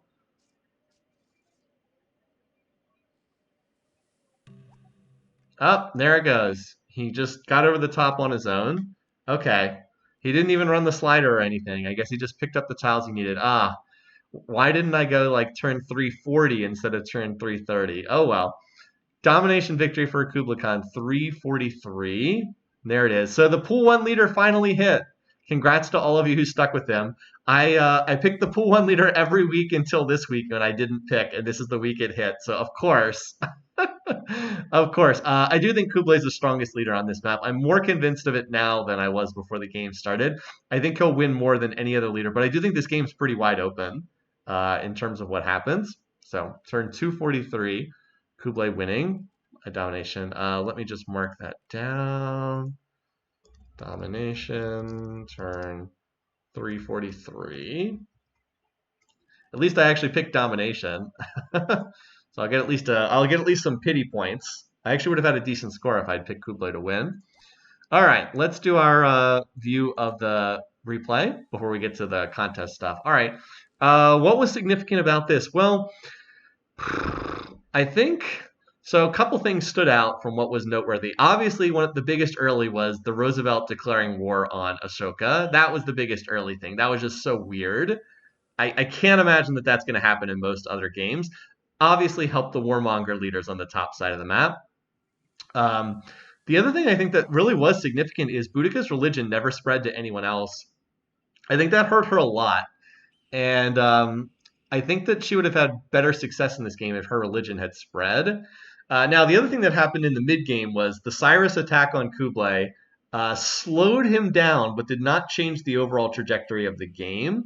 Um, the game could have played out. I think Cyrus actually has a good odds for second in a lot of these games if he works together with Kublai instead of attacking him. Like if they both attack Churchill together, or um, like if Cyrus helped him attack Ashoka, then they really could have built up a positive relationship. So I actually think Cyrus for second is a very likely possibility in some of these games. But it was interesting though that he decided to make the attack on Kublai Khan, and yet Kublai still won anyway. Like that's a sign of how strong Kublai was on this map. Is he had one of the warmongers plow into him in a really nasty sneak attack, and it still didn't matter. He still won the game anyway. So, as I said, I think that that's a good sign for Kublai in terms of when we replay this map in the alternate histories. Um, yeah, he showed again. He showed why he was the pool one leader in this game. He just played a really solid game. I don't even think he was particularly lucky. I actually think he was unlucky in this game, and he still was dominant regardless. So that's pretty good stuff from him. All right, not much to say in terms of the end game bar graphs. Kublai ran away with the game. And yeah, everybody else kind of fought destructive wars that went nowhere, and he actually conquered people and did stuff. So a very deserving victory for Kublai Khan. All right, let's turn and look at our contest stuff.